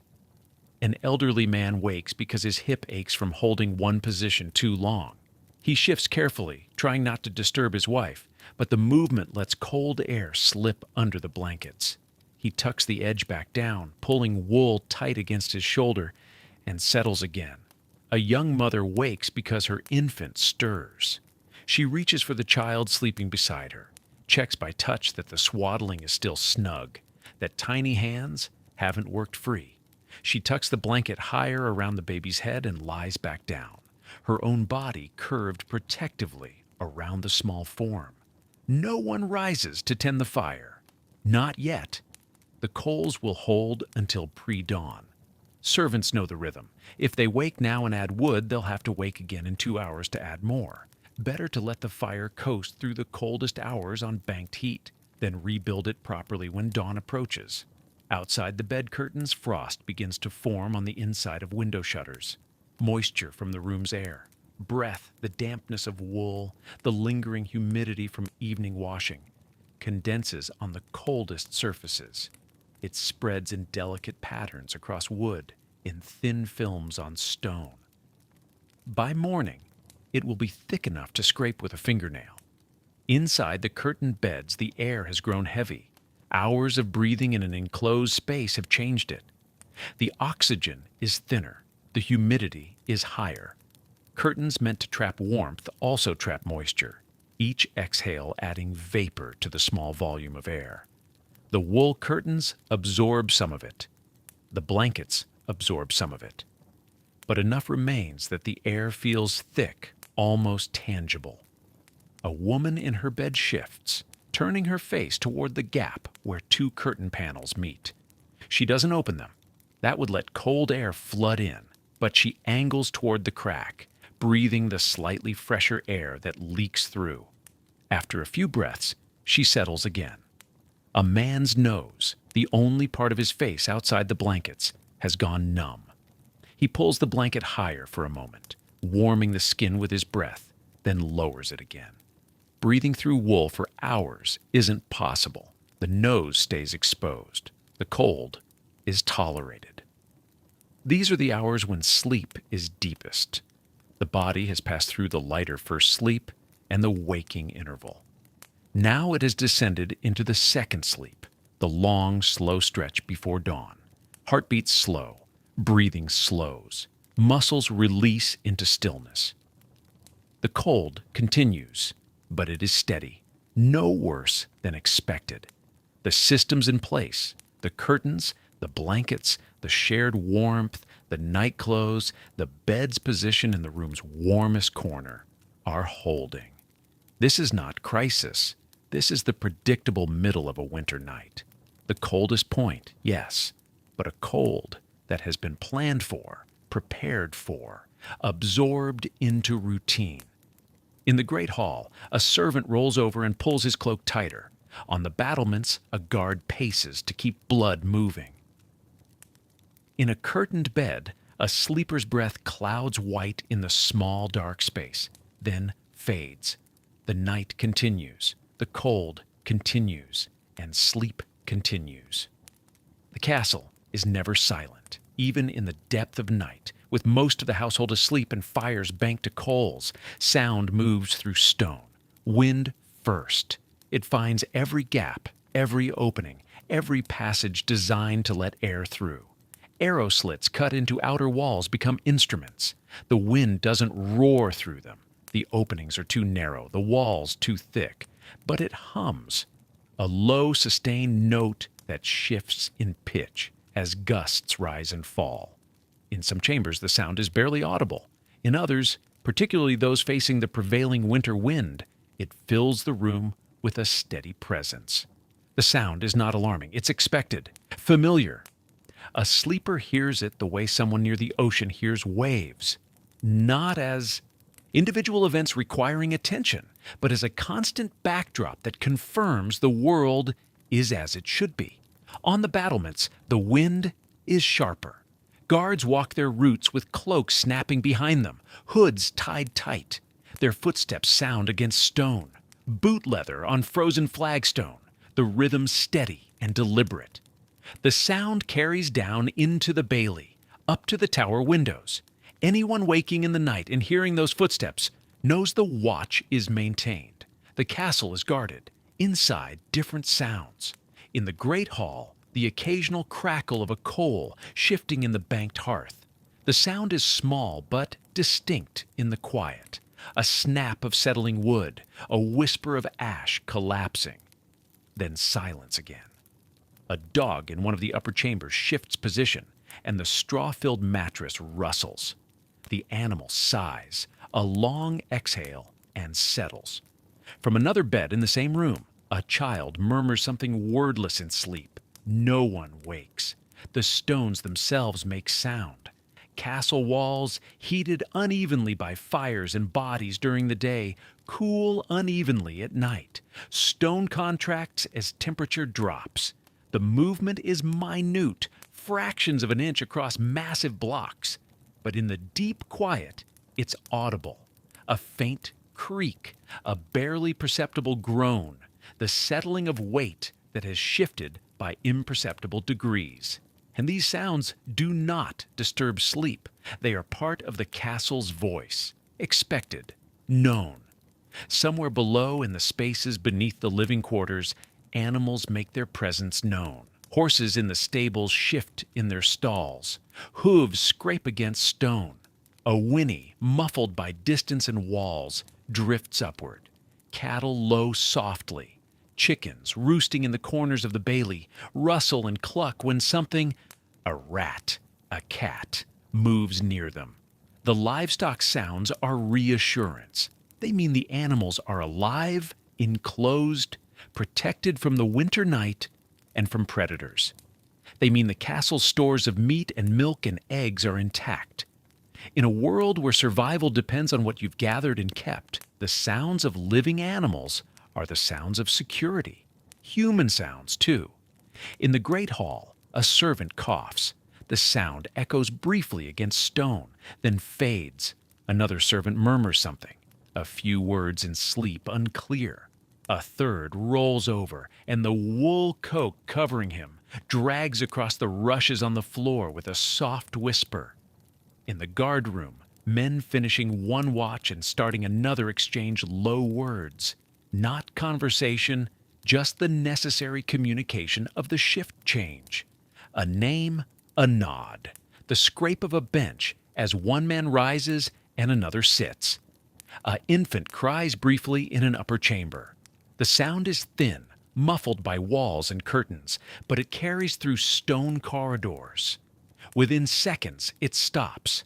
A mother's voice, barely audible, the creak of a bed frame as she shifts to nurse, then quiet again. A chamber pot scrapes against stone as someone half awake pulls it closer in the dark. The sound of use, the sound replaced. No one speaks. The sleeper settles back into blankets and is gone again. These interruptions are brief. They do not wake the household. They punctuate the quiet, but do not break it. The night absorbs them the way the stone absorbs cold, steadily, without resistance. From the kitchen, far below the sleeping quarters, comes the faint scent of banked coals in the bread oven. No sound accompanies it, but the smell drifts upward through floor gaps and doorways. Yeast, ash, the ghost of the day's baking. It reaches no one consciously, but it's there. Outside the walls, the wind moves through the bare trees of the surrounding land. Branches click against each other. Dead leaves, frozen stiff, scrape across the ground. These sounds are distant, softened by the mass of the curtain wall, but on the highest floors they can be heard as a faint, rustling backdrop. The castle itself breathes, not literally, but air moves through it in slow currents, cold air sinking, warmer air rising, drafts pulling through corridors and up staircases. The movement is subtle, but it carries sound with it. The flicker of a torch left burning in a corridor, the faint whistle of air passing under a door. No one wakes to investigate these sounds. They are known. They are safe. A mother hears her child's breathing change and knows without waking whether the child is stirring toward wakefulness or sinking deeper into sleep. A guard hears boots on stone and knows, by the rhythm and weight, whether it's a fellow guard or someone else. A noble hears wind in the arrow slit and knows by its pitch whether the weather is worsening or holding steady. The sounds are information, but they require no response. In the depth of the night, wrapped in wool, enclosed by curtains, surrounded by stone, the household sleeps through the quiet symphony of a castle in winter. The wind hums, the stones settle, the animals breathe, the guards walk, and the night continues, measured not by sight. There is no light, but by sound. The familiar, steady sound of a world that is cold, but intact, harsh, but enduring, safe enough to sleep through. The infant slept against her mother's chest, swaddled tight in linen strips, then wool. Her body heat bled into the larger body beside her. The mother's arm curved around, holding the bundle close beneath the blankets. No cradle, not in winter, not at night. 2 chambers away, 3 children shared one bed, the youngest in the middle. The oldest, 9 years old, slept on the outer edge where the cold pressed hardest through the curtains. She'd pulled her younger brother closer in the night without waking. Their bodies formed a chain of warmth under 4 wool blankets. The nurse slept in the same room on a smaller bed near the wall. She wore 2 nightcaps. Her blankets were thinner, but she positioned her bed between the children and the shuttered window. Another body, another barrier. Downstairs in the great hall, 18 servants slept on pallets arranged in rows near the central hearth. No curtains, no privacy, but proximity to coals that had burned since supper. They slept in their daytime woolens, cloaks still on, hoods pulled up. One servant woke every 2 hours to add wood. It was expected. He rose, fed the fire, returned to his pallet. The others barely stirred. Out on the battlements, a guard finished his watch. 2 hours in wind that cut through padded gambeson and wool cloak. His hands ached. His face was numb. He descended the stone stairs into the gatehouse, where off-duty guards slept in a shared chamber. 4 men, 2 beds. He pulled off his cloak and climbed in beside another guard, who shifted, but did not wake. The borrowed warmth was immediate. 4 in the morning, the coldest hour. Inside the Lord's chamber, the fire had burned down to a dim bed of coals. No flame, just dull red glow beneath white ash. The room's temperature had dropped 15 degrees since midnight. Frost formed on the inside of the window shutters, thin lines of ice where condensation had gathered in the seams. Breath clouded thick inside the bed curtains now. The air was damp, heavy with 12 hours of exhalation. The lord and lady slept curled toward each other, not conscious choice. Bodies drew together in the cold. The wool blankets had grown heavier through the night, saturated with moisture from their breathing, but still warm. Outside the curtains, the stone floor radiated cold. The walls, which had released stored warmth through the evening, were now only slightly warmer than the air. The great thermal mass had exhausted its heat. In the hall below, the servants' fire still burned, fed 2 hours earlier. Their sleep was deeper now, bodies finally warm after the initial cold of lying down. The children had not moved in an hour.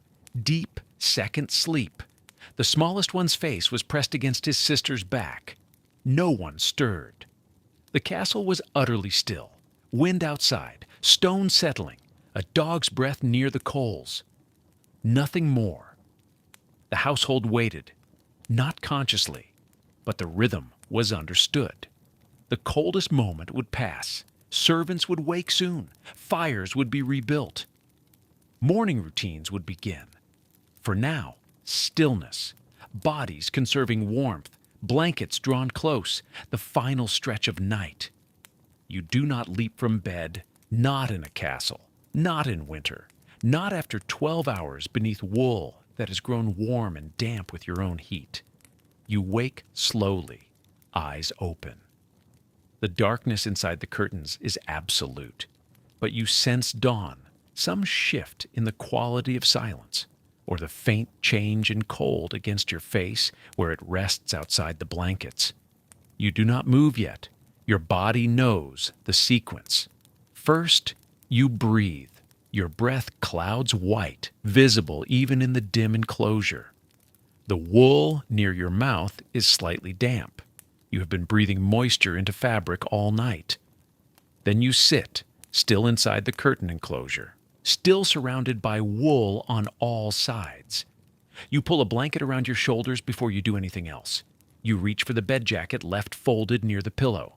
You add a layer. Only then do you open the curtains. The cold comes immediately, not gradually. Immediately. The air outside the bed is 15 degrees colder, maybe 20. Your skin registers it as a physical surface. You have been in a warm pocket. Now you are not.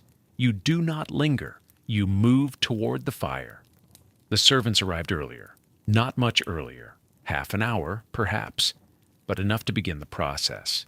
They entered quietly, crossed cold floors in the dark, and knelt beside hearths that had burned all night. The fire is not dead. It is never fully dead. Beneath the ash lies a bed of coals, dull red, still holding heat from logs placed 12 hours ago. The servant removes the ash carefully. A small shovel, a gentle hand. The coals brighten as air reaches them. She adds kindling, thin splits of dry wood, and leans close. Sometimes she blows softly. Sometimes she uses a bellows. The kindling smokes, then catches. Flame spreads slowly, small at first. She adds more, slightly larger pieces. The fire builds over minutes, not seconds. She does not rush it. After 30 minutes, the room begins to change. Not warm yet, but less brutal. The fire pulls moisture from the air. Stone begins to release the cold it held through the night. You dress near the fire, layers added one by one. Behind you, another servant tends the bed. The blankets are folded back, the curtains tied open, the mattress left exposed to air. This is not decorative. This is necessary. The bedding has absorbed moisture all night, from breath, from bodies. If it remains closed and damp, mildew will grow in the wool, the textiles will rot, so the bed breathes, the same way you do. The curtains will stay open all day. The mattress will dry. Tonight the cycle begins again. Another night, complete. Morning light reaches through the arrow slit. The fire crackles as servants coax it back from coals. Bed curtains hang open, airing the night's warmth into cold stone air. No crisis survived, no dramatic rescue needed, just stone that held heat, fabric that blocked drafts, fire that burned while bodies slept, wool that kept warmth close, routines practiced every evening for months, then years, then generations. Medieval people understood cold in ways we've forgotten, not through science, through necessity, through long winters and patient practice. Their solutions were elegant, simple, effective within limitation. The castle is waking now, another winter day beginning. The steady rhythm continues.